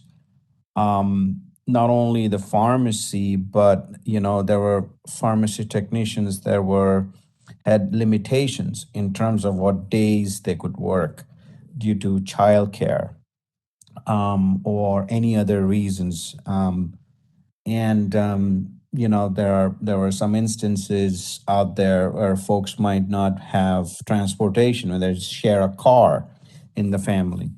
And this really gave an avenue, not only to make a little bit extra money during this high inflation time, but they were able to support the pharmacies to stay up to speed, support the pharmacist to safely dispense medication, because there was somebody in the background processing, taking care of these insurance changes and everything that pharmacy technicians play a critical role in, and furnishing these medications in a timely manner, in a safe pharmacy conditions.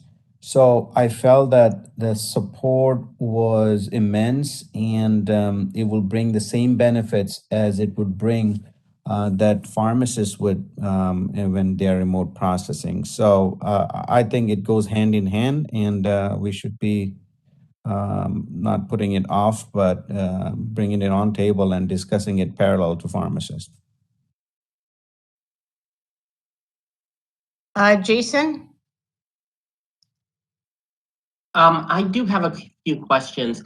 I think on one of the first slides that you showed, Debbie, there were 30 states that are allowing pharmacy techs to offer remote, 33 remote services. How many of those 33 are just through the emergency waiver, and how many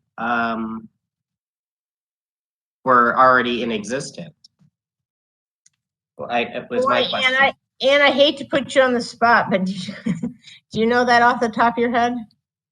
I don't, but I included the reference source. So Jason, just to clarify, there's 20 states based on my review that have allowed for pharmacy technicians. But if you can give me a moment, I'm happy to open up that source document and see if I can scan through really quick and give you that number. Okay. Oh, Jason, why don't you go through your other questions, and maybe when you get through with them, Ann can come back and give you the answer. Yeah, and then I think I also wonder, have there been any complaints? I don't recall that there were any issues or reports to the board that there were consumer safety issues by having this expanded authority with the text right now.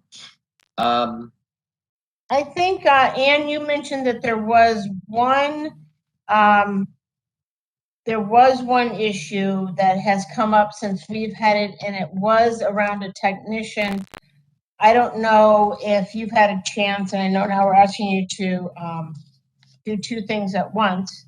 Yeah. I don't know if you looked into that complaint, and if it was, I don't want to sound off-putting, but if it was valid, or if there's really an issue with the technician, or if there is some other kind of condition that we could learn from.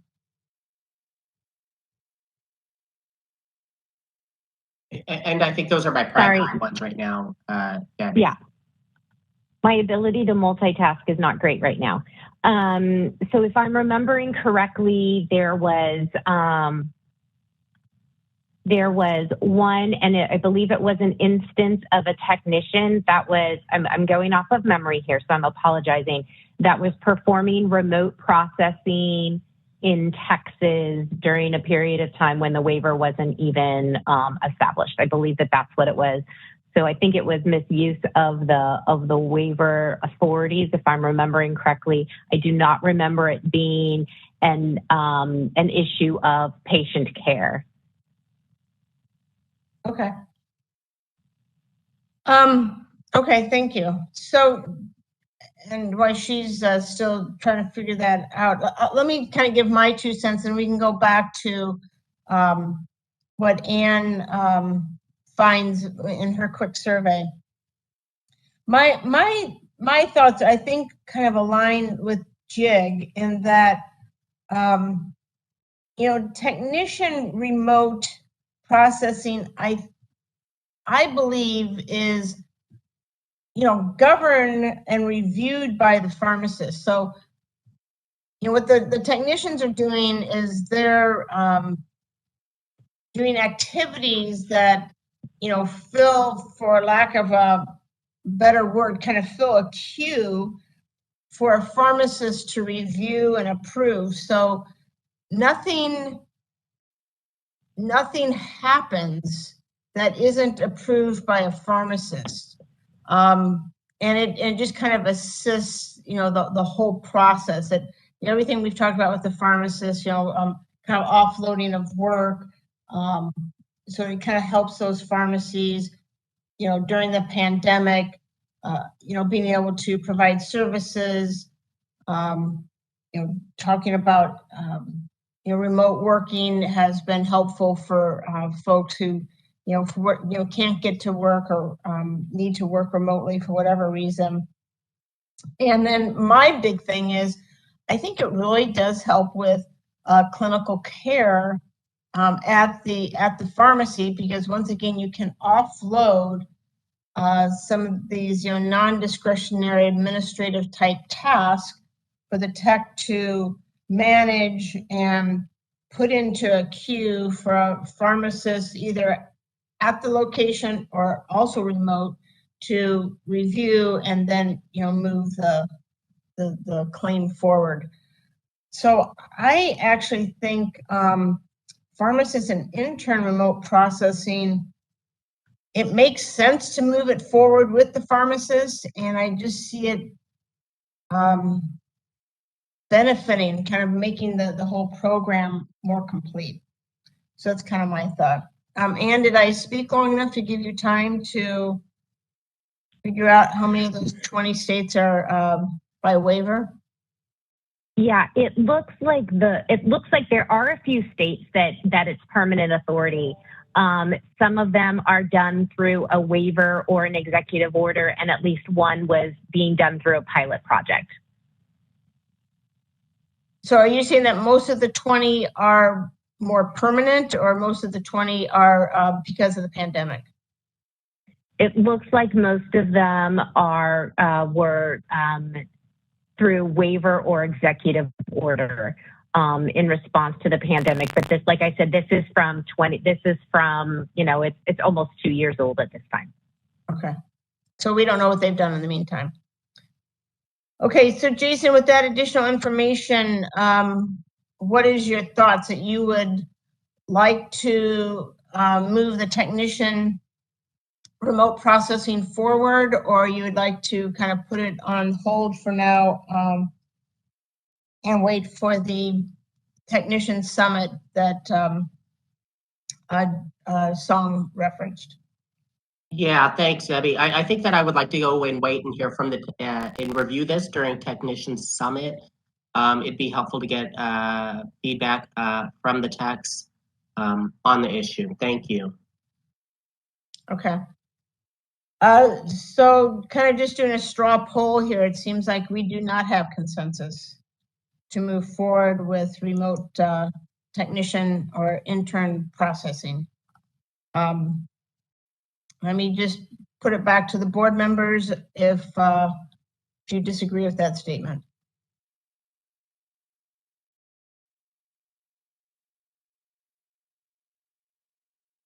Okay. Let me, moderator, can we open it up to the public?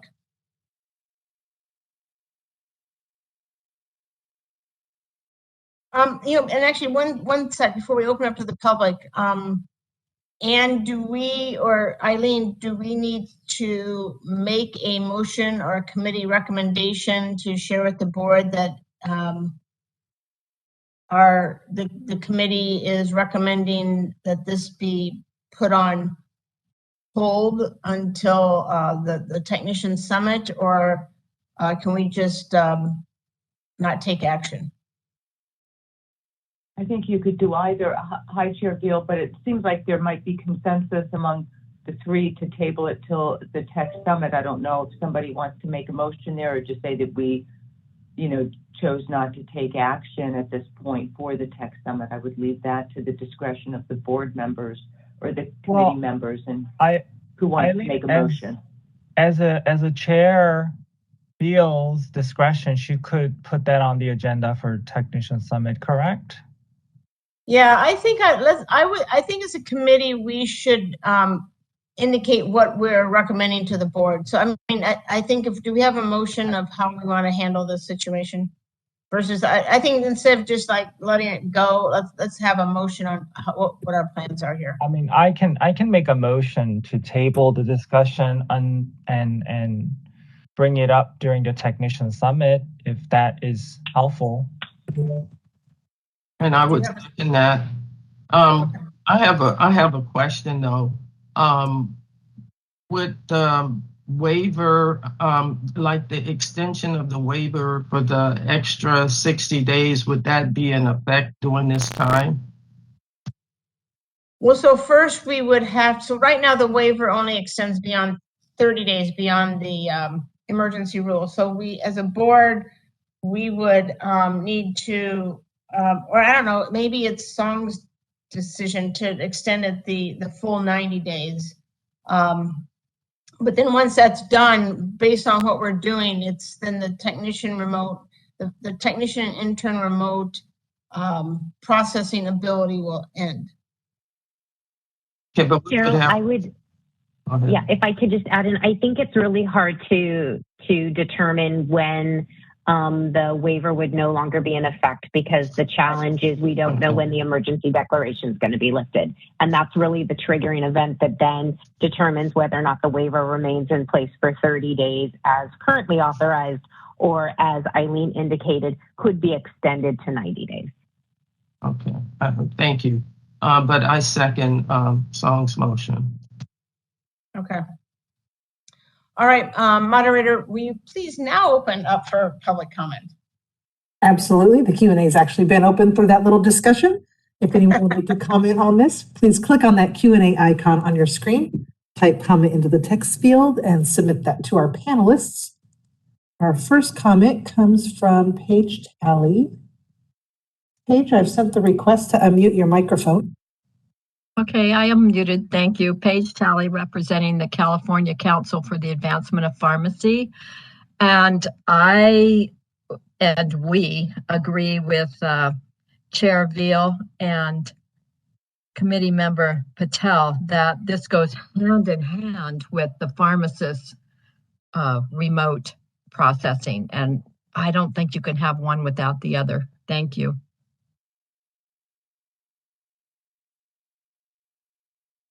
Thank you. And our next comment comes from John Gray. John, I've sent the request to unmute your microphone.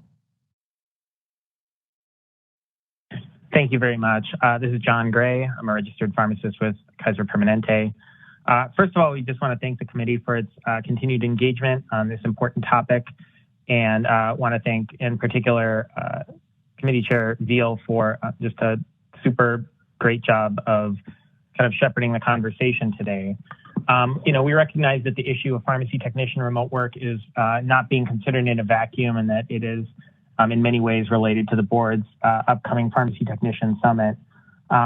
Certainly as highlighted by some board members today, remote work for pharmacy technicians likely allows for flexibility that some pharmacy employees are looking for. And so staying on the leading edge of this issue might be one way to prevent significant pharmacy staffing shortages, which are occurring in other states as we speak. So again, we encourage you to stay on the leading edge of this issue.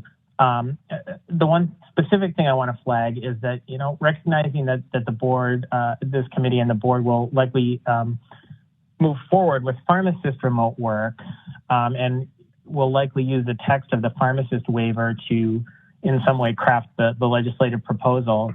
I want to flag the issue of pharmacist to technician ratios, and if pharmacists are permitted to engage in remote work, but pharmacy technicians are not, one area of clarity that we think would be important to be included in the statutory proposal would be the extent to which the current waiver language, which says that pharmacists can engage in remote supervision via technology that at a minimum ensures the pharmacist is readily available to answer the questions of a pharmacy intern or pharmacy technician, and to verify the work performed by the pharmacy intern or pharmacy technician.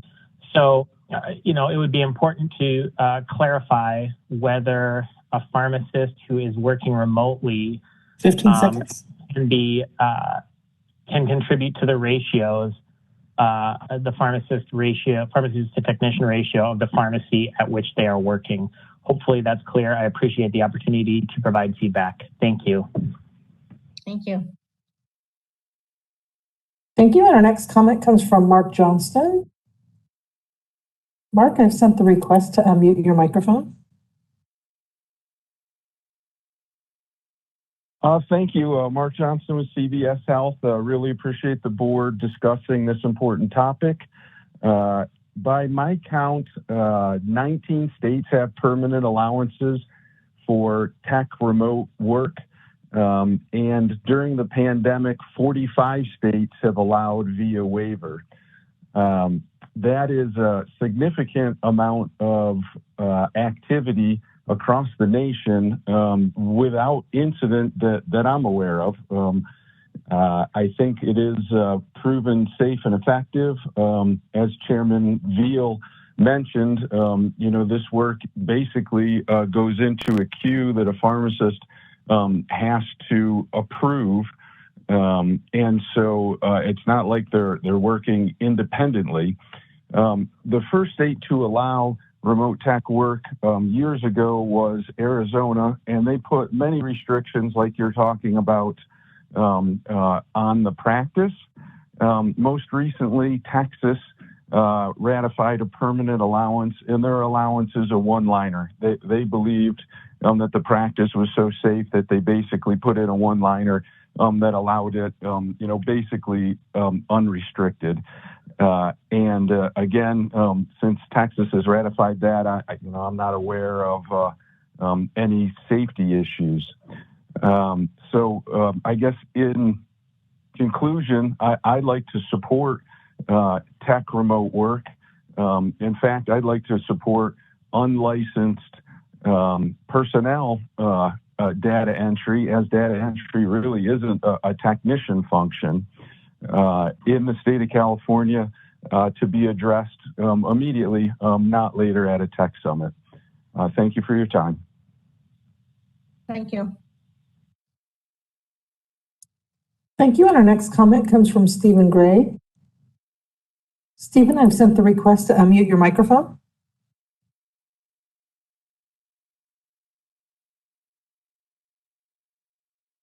Thank you. Thank you very much. I also want to echo the remarks of Chairperson Debbie Veal. Currently, and for some 30 years, in call centers, there have been a lot of personnel that help the pharmacist in doing their work in those call centers by queuing up information, taking calls from patients to request refills.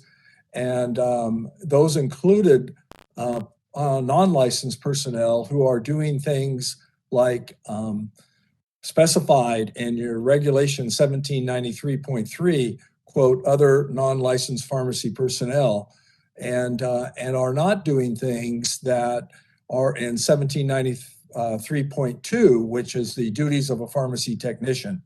And I think it's very important when you talk about any new language, either in statute, waiver, or regulation, that you refer back or clarify who you're talking about, whether it be the duties that can only be done by a pharmacy technician that is licensed, or duties that are done by non-licensed personnel to help the pharmacist and support them. Also, I think you've got to go forward. There is a significant technician shortage, not only in many locations in California, but across the country. And part of that is because the technicians are in quarantine. They can't come into the pharmacy or the hospital or the facility.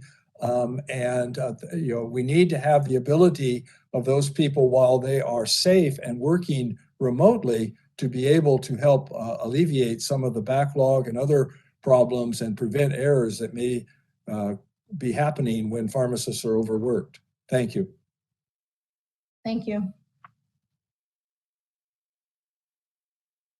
And that looks like that concludes our request for comment. Would you like me to close the panel? Yes, please. It is closed. Okay, we have a motion. We've received public comment. Let's go ahead and vote on the current motion. So a yes would be to wait, to put the remote technician processing on hold until, and address it as part of the Pharmacy Technician Summit. And a no would be to not do that and potentially look at moving forward with that remote processing by technicians as part of the pharmacist piece. So let me start with Song O. I vote yes. Thank you, Song. Cheryl Butler. Yes. Thank you, Cheryl. Jig Patel. No. Thank you, Jig. Jason Weiss. Yes. Okay, I will vote no, but the motion still carries. So at this point, we will we'll put it on hold to be addressed during part of the Pharmacy Technician Summit. Okay. Chair Veal, just so everyone's certain, that is the recommendation that will go to the board. The board is always free to discuss changes or a different approach. Okay, thank you, Eileen, for that clarification. I appreciate that. Okay, so that moves us on to agenda item 5, which is to discussion and consideration of requirements to serve as pharmacists in charge. So just as background, during our strategic planning meeting, the board established one of our objectives is if during the application process for PICs, if we should have some sort of, requirement to ensure sufficient knowledge, skills, and abilities. And that really kind of came out of during investigations and violations. It does seem like sometimes we do come upon people who are pharmacists who are designated as PICs do not seem to understand really the requirements of their position. During our last meeting, the members of this committee initiated an assessment of the issue and considered several policy questions. And ultimately, we reached an agreement that the board should develop a training program for the proposed PICs, as well as attestation by the proposed PIC. Subsequent to our last meeting, the staff has developed an attestation that we could use that I reviewed, and I in agreement that this is appropriate, as well as some other items that should be incorporated into the application and the training. So I think the next slide, I think, might be the attestation. So here's the draft attestation. So the first thing I'd like to do is have us review this attestation. So this is something that when the PIC is being, their information is being forwarded to the board, that the PIC would actually sign this this attestation, that they certify under penalty of perjury and under the laws of the state of California that this is the PIC, or proposed PIC, understand and accept the responsibilities for the above referenced pharmacies compliance with all state and federal laws and regulations pertaining to the practice of pharmacy as required in the Business Professions Code. Further, I understand it is unlawful for any pharmacy owner to commit any act that would subvert or tend to subvert the efforts of me as a pharmacist in charge to comply with the law governing the operation of the pharmacy as provided in business and profession codes. And I especially do like that second piece because I think it empowers the PICs, something that I know we feel like sometimes the PICs that get themselves into a pickle don't always feel like they have been empowered. So they at least have read this and understand that actually they are empowered to perform their job the best they can. Sometimes it's also because of lack of knowledge, and we're going to address that in the training program here as the next step. But so first off, I would like to just have the committee members let me know what their thoughts are as far as this draft attestation. If this is good, is there something you want to change it to? Because I would like for us to, as part of our proposal to the full board, is propose an attestation that would be signed by the PIC candidate. I think it's great, Debbie. I'm going to start with you, Song, so go ahead. Thank you. I think it's great. I agree with you. The second part is great.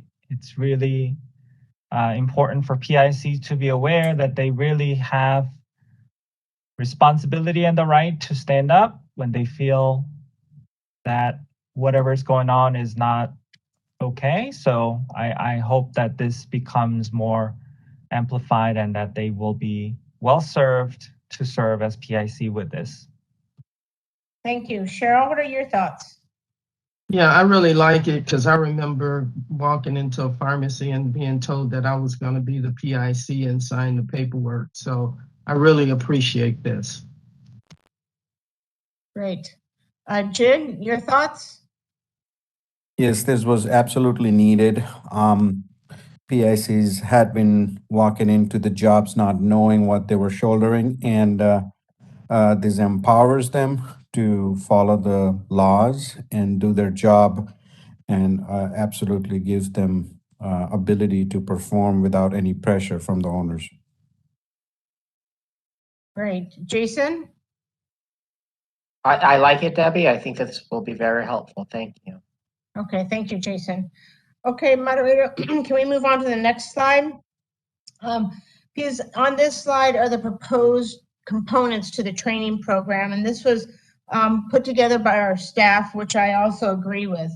But we're envisioning a webinar sort of training program, probably like an hour long, because we want to make sure people actually do it, and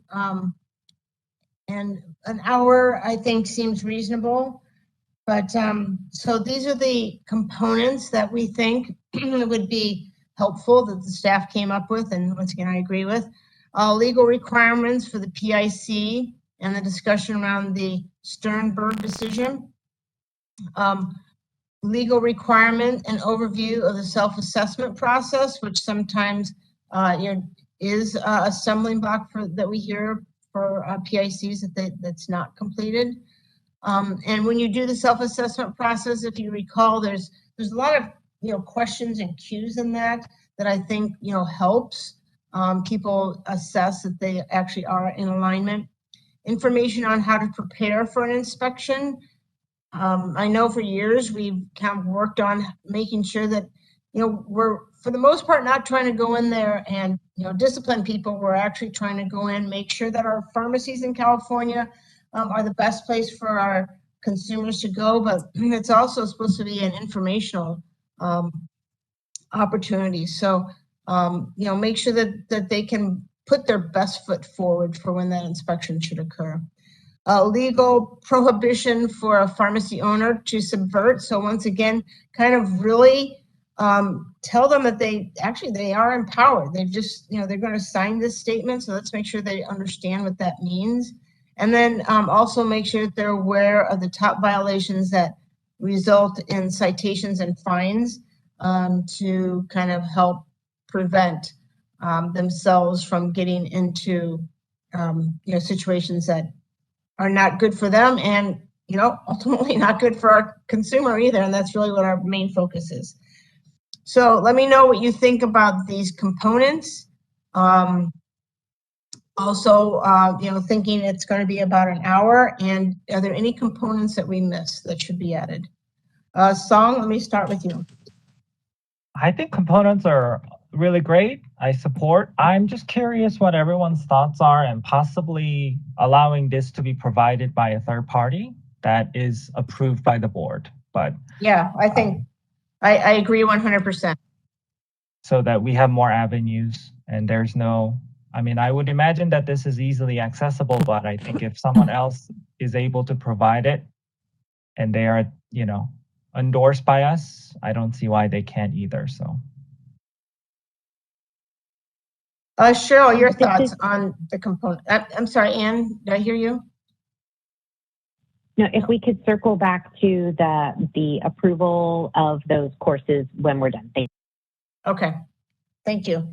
Cheryl, your thoughts on the components and webinar, about an hour, what are your thoughts? Does that all sound acceptable or not? It all sounds good to me. But is there a reason that it was considered that it should be 1 hour instead of 2 hours, or they feel that everything that needs to be covered could be covered in 1 hour? I believe I'm not sure we have scientifically done this, and I think, Anne, you and I talked about it, but I think that the staff felt like this could be, that these 5 components could be covered well within an hour, and I think we were just a little bit worried about it getting too long, but that's it. So if you like it and I think if we can cover it in an hour, great. If it can't be, then we need to address that. We'll address it. Didn't we talk about this? Did the staff think that they could get this accomplished in an hour? Or am I making that up? Yeah, we think definitely it could be covered in an hour. And I note that some of these items, there's supplemental information already on our website. So we would be covering the basic, tenets of it. And then pharmacists that wanted to drill down even further could review our video on how to prepare for an inspection or review the enforcement, committee meetings where we really take a deeper dive into the top violations, those kinds of things. So it would be intended to give overview on some of these items and then provide them with additional resources should they want to seek to. It's kind of like reading the research article, you get the flavor, or you can take the deeper dive and then go into all of the different references, kind of that approach. Thanks, Anne. Yeah, that sounds good to me because, the main thing is making it pretty clear about the responsibilities that go into that. So that sounds good. I appreciate that explanation, Ann. Thanks, Cheryl. Jid, your thoughts? Yeah, on our training with various links and resources to further drill into any subject that they want to do. I think that's good, and the components are, I think, sufficient. And after doing this training, whatever legal resources they want to do, and taking care of the self-assessment sincerely, I think that would prepare a PIC to take on their job responsibly and be able to abide to the rules and regulations and serve safely. I like it. Okay, good. Jason, your thoughts? I like it. I could support it. Thank you. Moderator, can you flip to the next slide? So here's, if any board member feels so moved, here's a possible motion we could use to move this forward. Recommendation from the committee to the full board. Is anybody inclined to make this? Yes, ma'am. Hi, this is Eileen. Before we went there, I just wanted to check the proposed language that we had for 1709.1 talked about a board-provided training course on the role, and I know one of the members had made a comment whether we could open that up to third parties, or if we make a motion to, at least give some clarity on that. Do we want to allow other third parties, maybe like that are accredited agencies for CE, to be able to do that? Just for clarity. Okay, and actually, but you brought up 1709.1, which is an attachment 2. There is some, if you have a chance to flip to that, if you're on the board or the licensing committee packet, it's actually packet page 27, but that does show you the proposed language that we would add to 1709.1, which says prior to approval of board, a proposed pharmacist in charge shall complete an attestation confirming their understanding of the roles and responsibilities of a pharmacist in charge and the legal prohibitions of a pharmacy owner to subvert the efforts of a pharmacist in charge. The proposed pharmacist in charge shall also provide proof demonstrating completion of a board-provided training course on the role of pharmacist in charge. And actually, one more thing before we go into this. So I think by the motion we have to make sure that we're okay with that. The other thing is, would we want someone every time they fill out a pharmacist in charge form to have to go through the attestation and the training? So if I'm in pharmacy 1 and I get moved to pharmacy 2, or I'm in pharmacy 1 and pharmacy 2 becomes part of my my responsibility, I would be filling out, or my employer would be filling out a new pharmacist in charge application. And so every time I do a new application, I think you need to attest, but do I need to go through the training each time? And or do we need to require that it's done on some sort of regular basis? So before we go into the motion, I would also like us to have that discussion. So Song, can we roll back to you? And so number 1, I guess you propose that maybe we make it board approved. Training. Yeah. The training be board approved.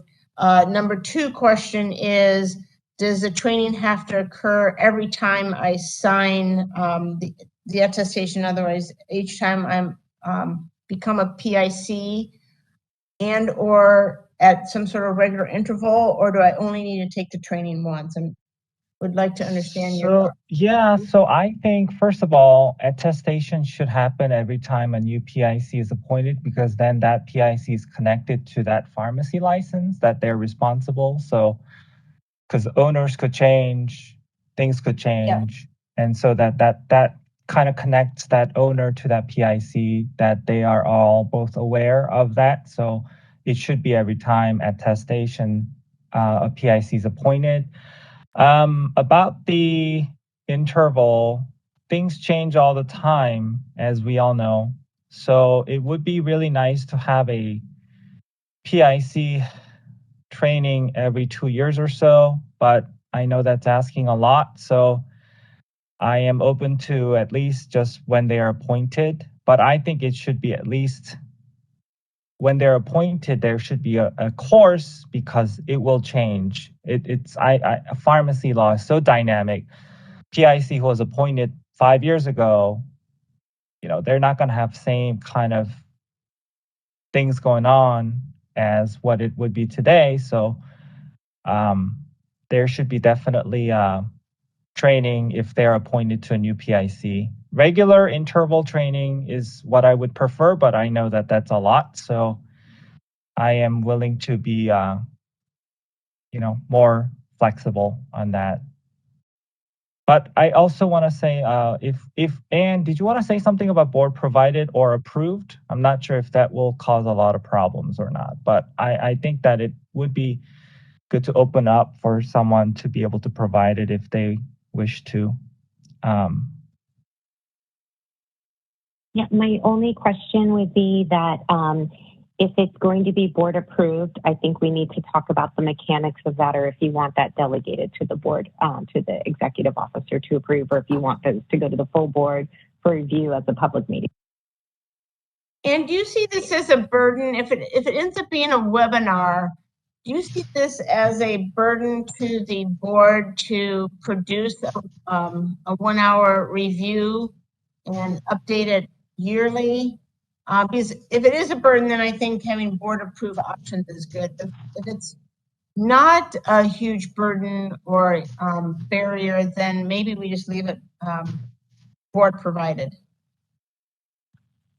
Yeah, I think that board staff can do it. The benefit to the board doing it themselves is that you have control over the messaging.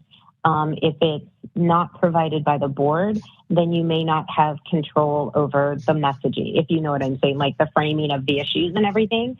So I feel like there is value in it being board provided, but I also think that you could address that other issue through the approval process. Okay. So with that song, what are you, so I have that you want attestation every time, or, every appointment.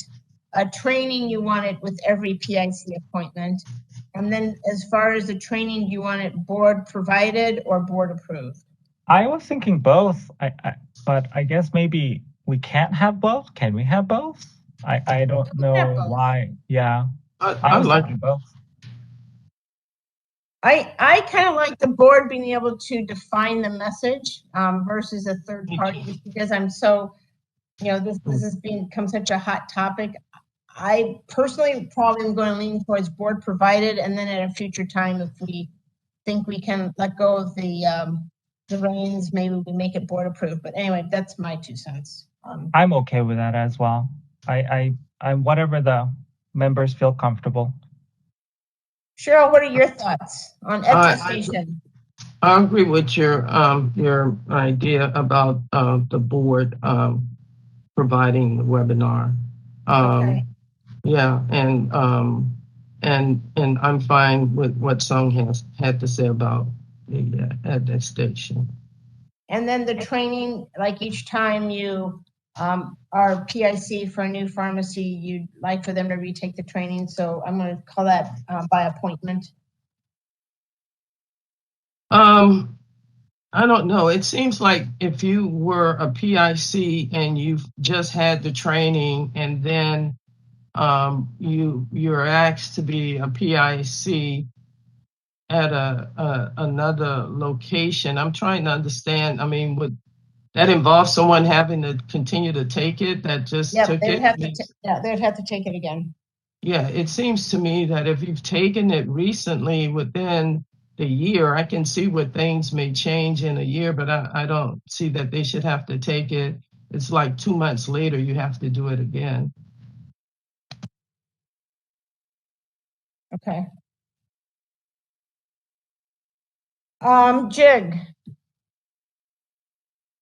I think the training, like I mentioned before, I mean, that's absolutely needed.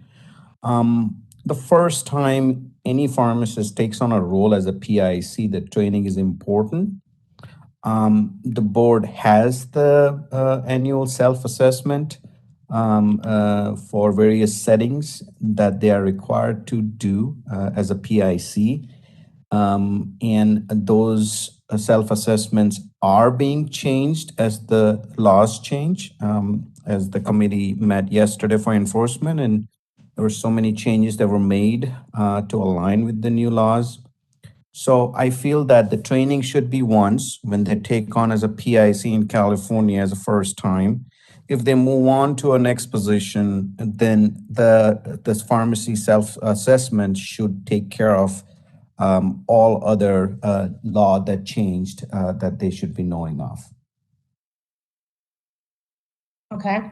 And training board provided or board approved, which could also include board provided. Sorry, yeah, I forgot to mention that one. Yes, board provided. Okay. Jason. Hi, Debbie. I think as far as the attestation, I think upon assuming each subsequent role. Now, the training, I am have some flexibility here. I don't want to be overly burdensome if someone has just taken the training within the last month, even the last year. I don't think they should be forced to go through another mandated training. So I'm open to being more flexible on that. And as far as who would perform the training, I could go either way on that. Okay. Attestation, I'm with everybody. I think they sign it each time. I think the training is, I'm most comfortable right now doing board provided. So the training, I think we have to figure out. So I'm getting the consensus is everybody wants attestation every time. I think I'm getting consensus pretty much that let's start with board provided. But training, I think we have to decide, do we want it only upon your original appointment or subsequent, or every appointment if it's more than X number, like a year or 2 years? I think that's a good balance. That'd be like 2 years, maybe, if that language can be incorporated. I'm sorry, Eileen, to put you on the spot. You'll just help us put that into the language. Let's see, let's go to the, the change was prior to approval of board or proposed pharmacist in charge shall complete an attestation confirming the pharmacist in charge shall also provide. So I don't know, Eileen, when I look at the proposed or the draft regulation change, the last sentence would be the proposed pharmacist in charge shall also provide proof demonstrating completion of a board provided training course on the role of pharmacist in charge if more than 2 years since. Yes. May I make a suggestion that because we're asking them to provide proof, so perhaps if they provide proof of completing a demonstration of it within the last 2 years. There you go. Okay, perfect. How do we put that into language, Eileen? Do we just add a sentence? Anne just did it. I think what Anne had suggested is a good one, and is after the pharmacist in charge, it says the proposed PIC shall also provide proof demonstrated completion of a board-provided training course on the role of pharmacist in charge Within 2 years? within 2 years Okay. of appointment. And in the delegation, we can also delegate to the XO to make non-substantive changes, to effectuate the intent. Okay, so if we go back to the motion, I don't think we have to, change anything in the motion, since we made the change in the 1709.1.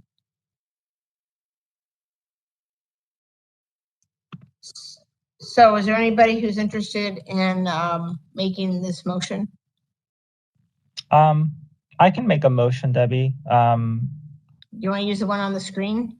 Yep. I will make a motion as displayed on the screen and insert a sentence. I don't think you need to insert the sentence because 1709.1 we changed. So it's the within 2 years is already in there. Did we change? I think that's what we just talked. That's what Eileen and Ann just changed. President, I think the way the possible motion, it makes sense maybe if you read it, it's to recommend initiation of a rulemaking to amend CCR section 1709.1 based on the policy discussions, which includes that change about the 2 years. Okay.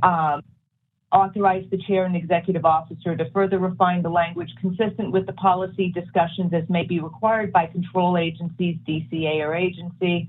Additionally, authorize the executive officer to make any non-substantive changes prior to initiation of the rulemaker or of the rulemaking. Further, if no adverse comments are received during the 45-day comment period and no hearing is requested, authorize the executive officer to take all steps necessary to complete the rulemaking and adopt the proposed regulation at section 1709.1 as notice for public comment. Thank you, So Eileen. would that be your motion? Yes, thank you. I appreciate it. Thank you. Sorry to make you go out of breath. Thank you. This is Jig. I'll second it. Thank you, Jig. Okay, moderator, can we please open for public comment, please? This is the moderator. I would again open that Q&A panel. If you'd like to comment on this motion, please click on the Q&A icon on your screen, type comment in the text box, and then submit that to our panelists.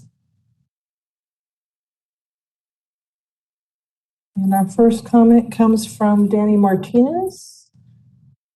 Danny, I've sent you a request to unmute your microphone. Hi, can you hear me? We can. Okay, thank you. Good morning, committee members, Madam Chair. Danny Martinez with the California Pharmacists Association. We are in support of almost all of the motion. We would urge the board, the committee, to reconsider the board provided aspect of this. CPHA is actually currently working on an effort right now similar to what is being discussed, in addition to other items, other pharmacy roles, an explanation of kind of what they are, what they do, what they're responsible for. And having this be board approved, while I understand the concern about the messaging, under board approved language, the board would still have to approve the actual program. So if the board is not comfortable with the messaging or the tone or the content of the presentation, they can always reject it and say that this is not board approved. But it does provide other avenues for pharmacists in charge, those who are interested in becoming pharmacists in charge, to have different avenues to select and not just one avenue. Additionally, we also are able to answer questions pretty much right away if somebody has a question about our program. And we just believe that more access to these types of training programs for future picks are conducive to good pharmacy practice and ultimately patient protection. So we would urge the board or the committee to reconsider that and add board approved language. Thank you. Thank you. Our next comment comes from Stephen Gray. Steve, I've sent the request to unmute your microphone. Thank you. Appreciate the effort here. I think this has been something that has been considered for a long time and is just very important. I would also comment that I support what Danny Martinez and CPHA have said. I have a lot of experience doing training for PICs, and I find out that there's some interesting things. Many of the PIC positions are accepted by brand new pharmacists, recent graduates, if not immediate graduates, or other pharmacists with very little experience. And that happens for a variety of reasons. And I think that the 1 hour webinar does not provide enough opportunity for discussion, for questions and discussions, and to go over actual real life situations that we know happen and exist. So I would suggest, again, going to board approved. And in addition to board provided, the board provided and can be one of the options. Second, for the attestation, I think it's very important. In fact, it's so important that maybe the attestation needs to be added to the self-assessment form, not only for the PIC to sign on an every 2-year basis, but also on the self-assessment form, it could be signed by the representative of the owner or the owner, because it's just as important that they understand what the board is going after here, et cetera. And then also I would encourage that the committee acknowledge that there are changes in jobs that really are a whole different change in the job of a PIC. The PIC of a community pharmacy who takes on a hospital pharmacy, a PIC of a hospital pharmacy that takes on a community pharmacy, a skilled nursing facility PIC for a pharmacy, et cetera. So there is a need, perhaps 15 seconds. When the setting changes, besides from different employers. Thank you. Thank you. And seeing no additional requests for comment, would you like me to close the panel? Yes, please. It is closed. Is there any additional discussion by the board members? Hearing none, I'm going to call for the vote. Our recommendation to the full board based on the motion provided by Song and seconded by Jig. Song, how do you vote? I vote yes. Cheryl Butler, how do you vote? Yes.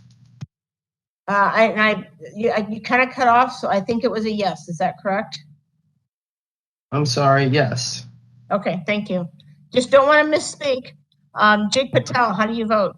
Yes. Jason Weiss, how do you vote? Yes. And this is the chair, Debbie Veal. I vote yes. Okay, we just have a couple items left. Do we want to power on? I don't think they're going to take a lot of time, but I'm happy to take a quick break if people need like a 10-minute break or something. I'm happy to take one, and then we can, I think we'll be able to finish everything else up within a half hour. I'm okay powering through unless someone needs a break. I need 10 minutes. Okay, how about if we do noon, Cheryl, is that okay? That gives you 8 minutes? That's or do you fine. want... That would be Okay. fine. That would be fine. Okay, Thank you. Okay, we'll return at 12 noon. Thank you. Thank you.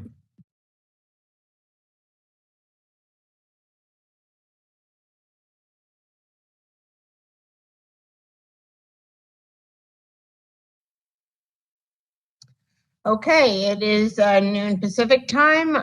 We are back in session. Let me go ahead and take roll call of the committee members to make sure everyone has returned. Song O. I'm here, Debbie. Thank you. Cheryl Butler. Here. Jig Patel. Present. And Jason Weiss.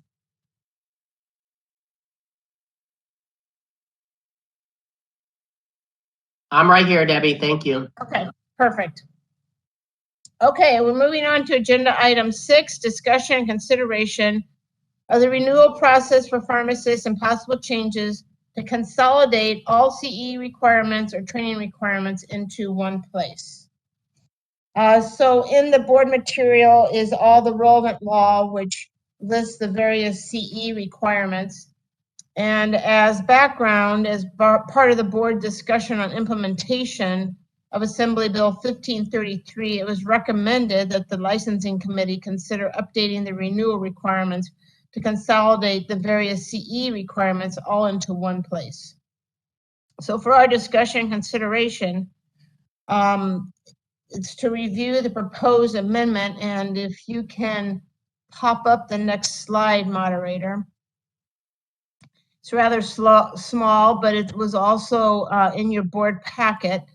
These are the changes that are that we're considering being made to make sure to consolidate all the CE from the various places in our regulation. I guess I don't feel like I need to read through this because I think people can read on their own the changes. So the sentences with a line through them would be removed, and the sentences or the items underlined would be what we would be adding. And so it just pulls from the various places in our regulation where there are CE requirements and condenses it into this one spot.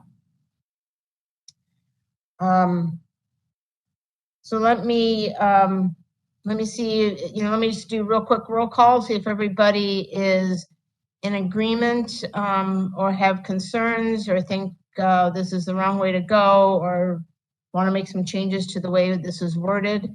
I will start with Song-O. Thank you, Debbie. I totally support this. Is a great thoughts, great idea. I'm so happy we're doing this.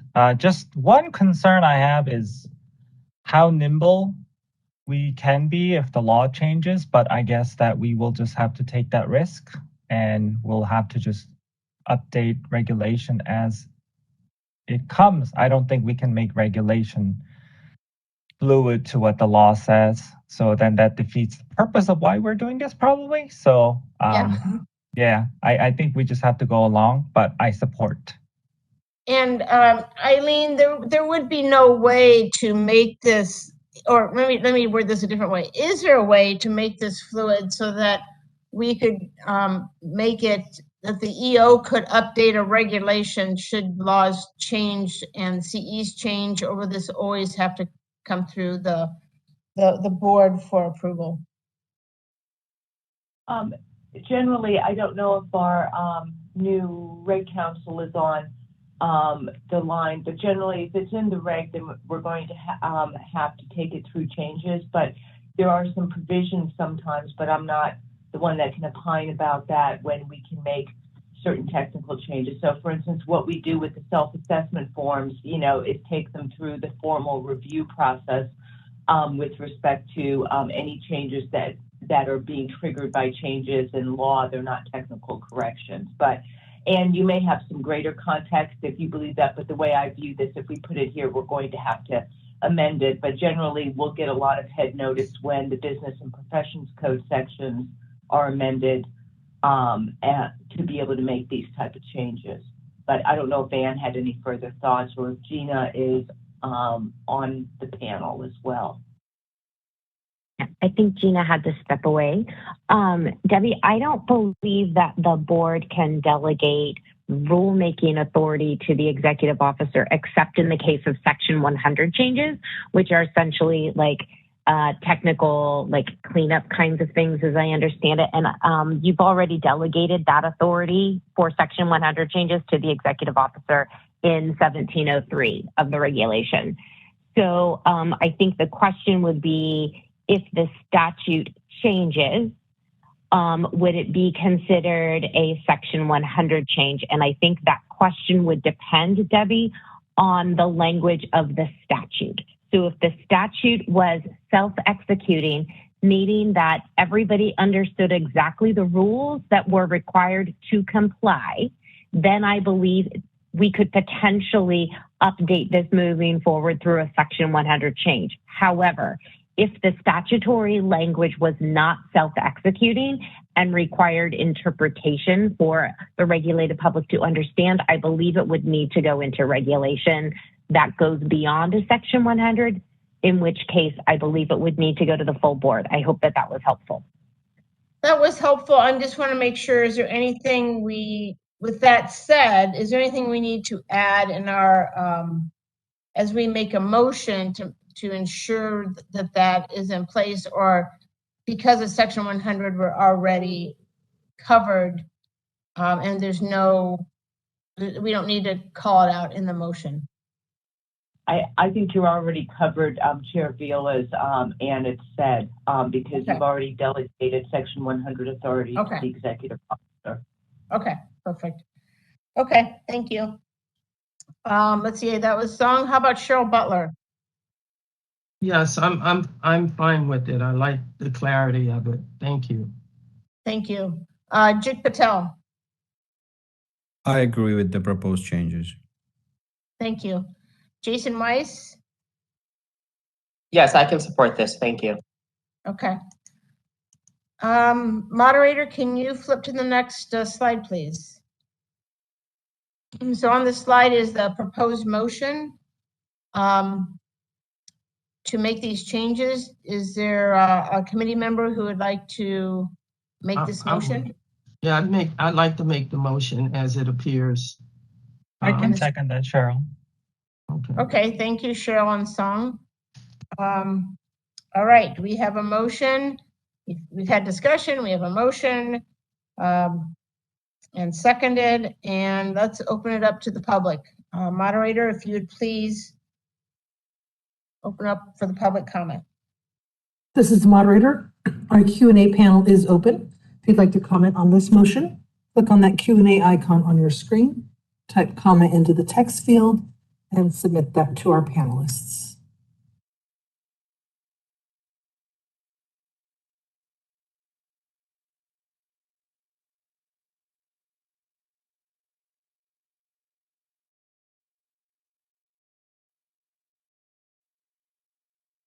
Not seeing any requests. Would you like me to close the panel? Yes, please. It is closed. Okay, we have a discussion, a motion seconded. We've allowed for public comment. I think it's now time to call for a vote. Song O, how do you vote? Yes, I vote yes. Thank you. Cheryl Butler, how do you vote? I vote yes. Thank you. Jit Patel, how do you vote? Yes. And Jason Weiss, how do you vote? Yes. And the chair, this is Chair Debbie Veal, and I vote yes. So the motion carries unanimously that we will recommend to the board to move forward with with our proposed changes. That takes us now to agenda item 7, discussion and consideration of CCR section 1730.1 related to application requirements for advanced practice pharmacist licensure, including some possible amendments. So during the, so actually right now it appears, so the background is, once again, it's Assembly Bill 1533. Amended section 4210 to alter the application requirements for advanced practice pharmacists, recognizing the allowance to qualify under a single pathway if the pathway included completion of a second criterion. This clarified the requirement and eliminated the language we have currently, which can be a little bit confusing. And so it appears appropriate to make conforming changes to the regulation section to avoid conflicts between the statute and our current regulation, and to ensure the clear implementation of the policy is achieved as desired by AB 1533. So during our meeting here, we will have, we need to review the proposed amendments to 1730.1 around the application requirement for advanced practice pharmacist licensure.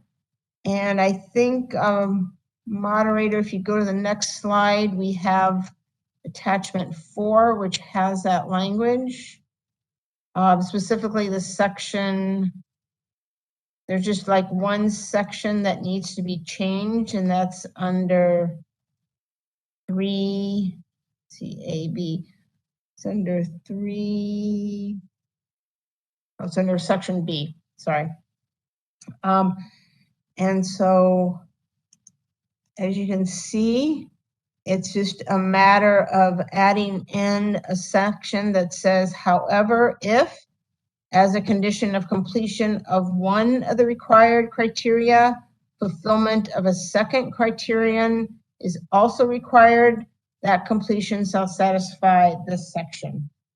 And if you recall in the past, we've had quite a bit of discussion, you know, if a person completes, you know, like a residency, and the residency includes some hours, shouldn't they both be counted? And our decision was yes, they should, that the person didn't have to go do an additional 1,500 hours or whatever, in addition to the 1,500 hours they did as part of the residency. So I believe this takes care of that confusion.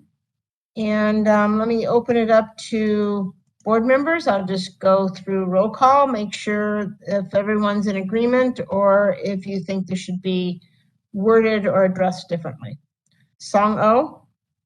No comments. I support. Cheryl Butler? I also support. Jit Patel? I support.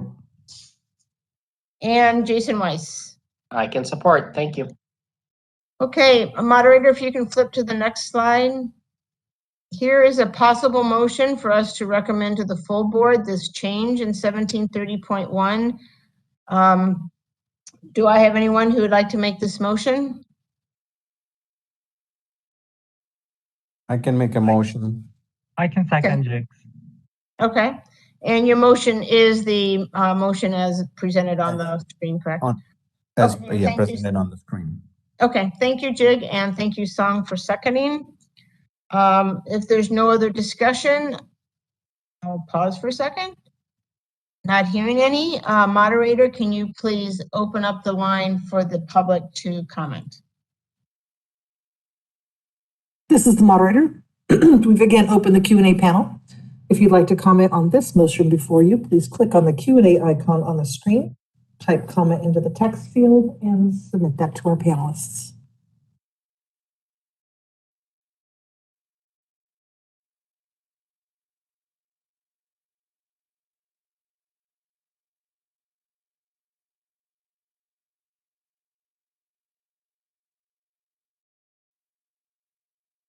Not seeing any requests. Would you like me to close the panel? Yes, please. It is closed. Okay, we have a motion, we have a second, we've allowed for public comment, of which there was none. I'm going to call for the vote. Song O, how do you vote? Yes. Cheryl Butler, how do you vote? Yes. Jit Patel, how do you vote? Yes. Jason Weiss, how do you vote? Yes. And this is Debbie Veal, the chair. I vote yes. So the motion passes unanimously. Okay, moving on to agenda item 8, which is review and discussion of licensing statistics. Included in attachment 5 is the quarterly licensing statistics for the first quarter of fiscal year 2021-2022. As of December 31st, I'm just going to do a couple highlights. We received 7,485 initial applications and 344 requests for temporary site licenses. The details of both are in our report, as well as we have issued 5,962 individual licenses and 188 site licenses without temporary requests, as well as 212 temporary licenses. Processing times are also detailed in the board materials. Anne, I don't know if there's any comments you want to make around processing times. No, I think that it still shows that we are struggling in the area of site licensing.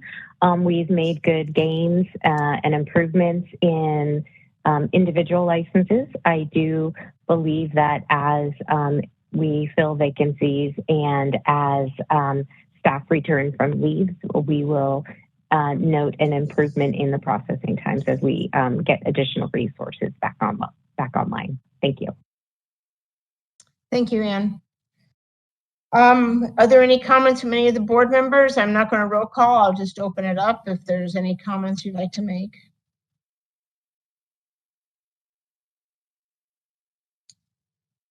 Hearing none, and I think that as a committee, we would like to just thank the staff for the efforts that they've made to do their best in these trying times around the processing times. I know this is of large concern to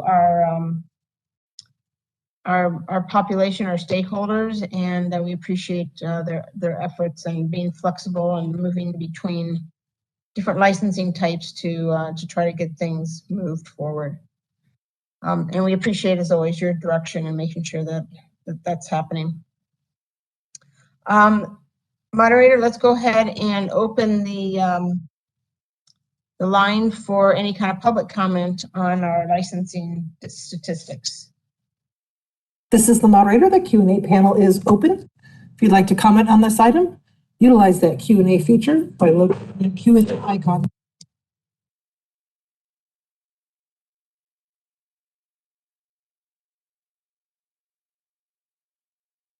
We lost the moderator. My apologies. My dog was barking. Click on the Q&A icon, type comment into the text box, and submit that to our panelists.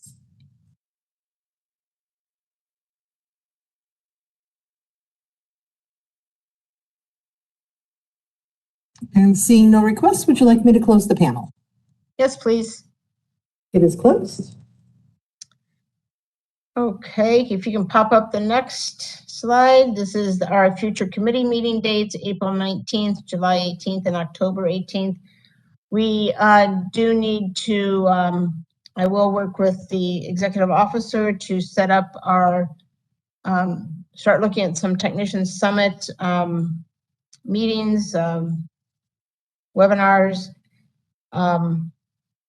And with that, I would like to say thank you to all the committee members for your time and participation, and the staff for the support, and Ann and Eileen for your support and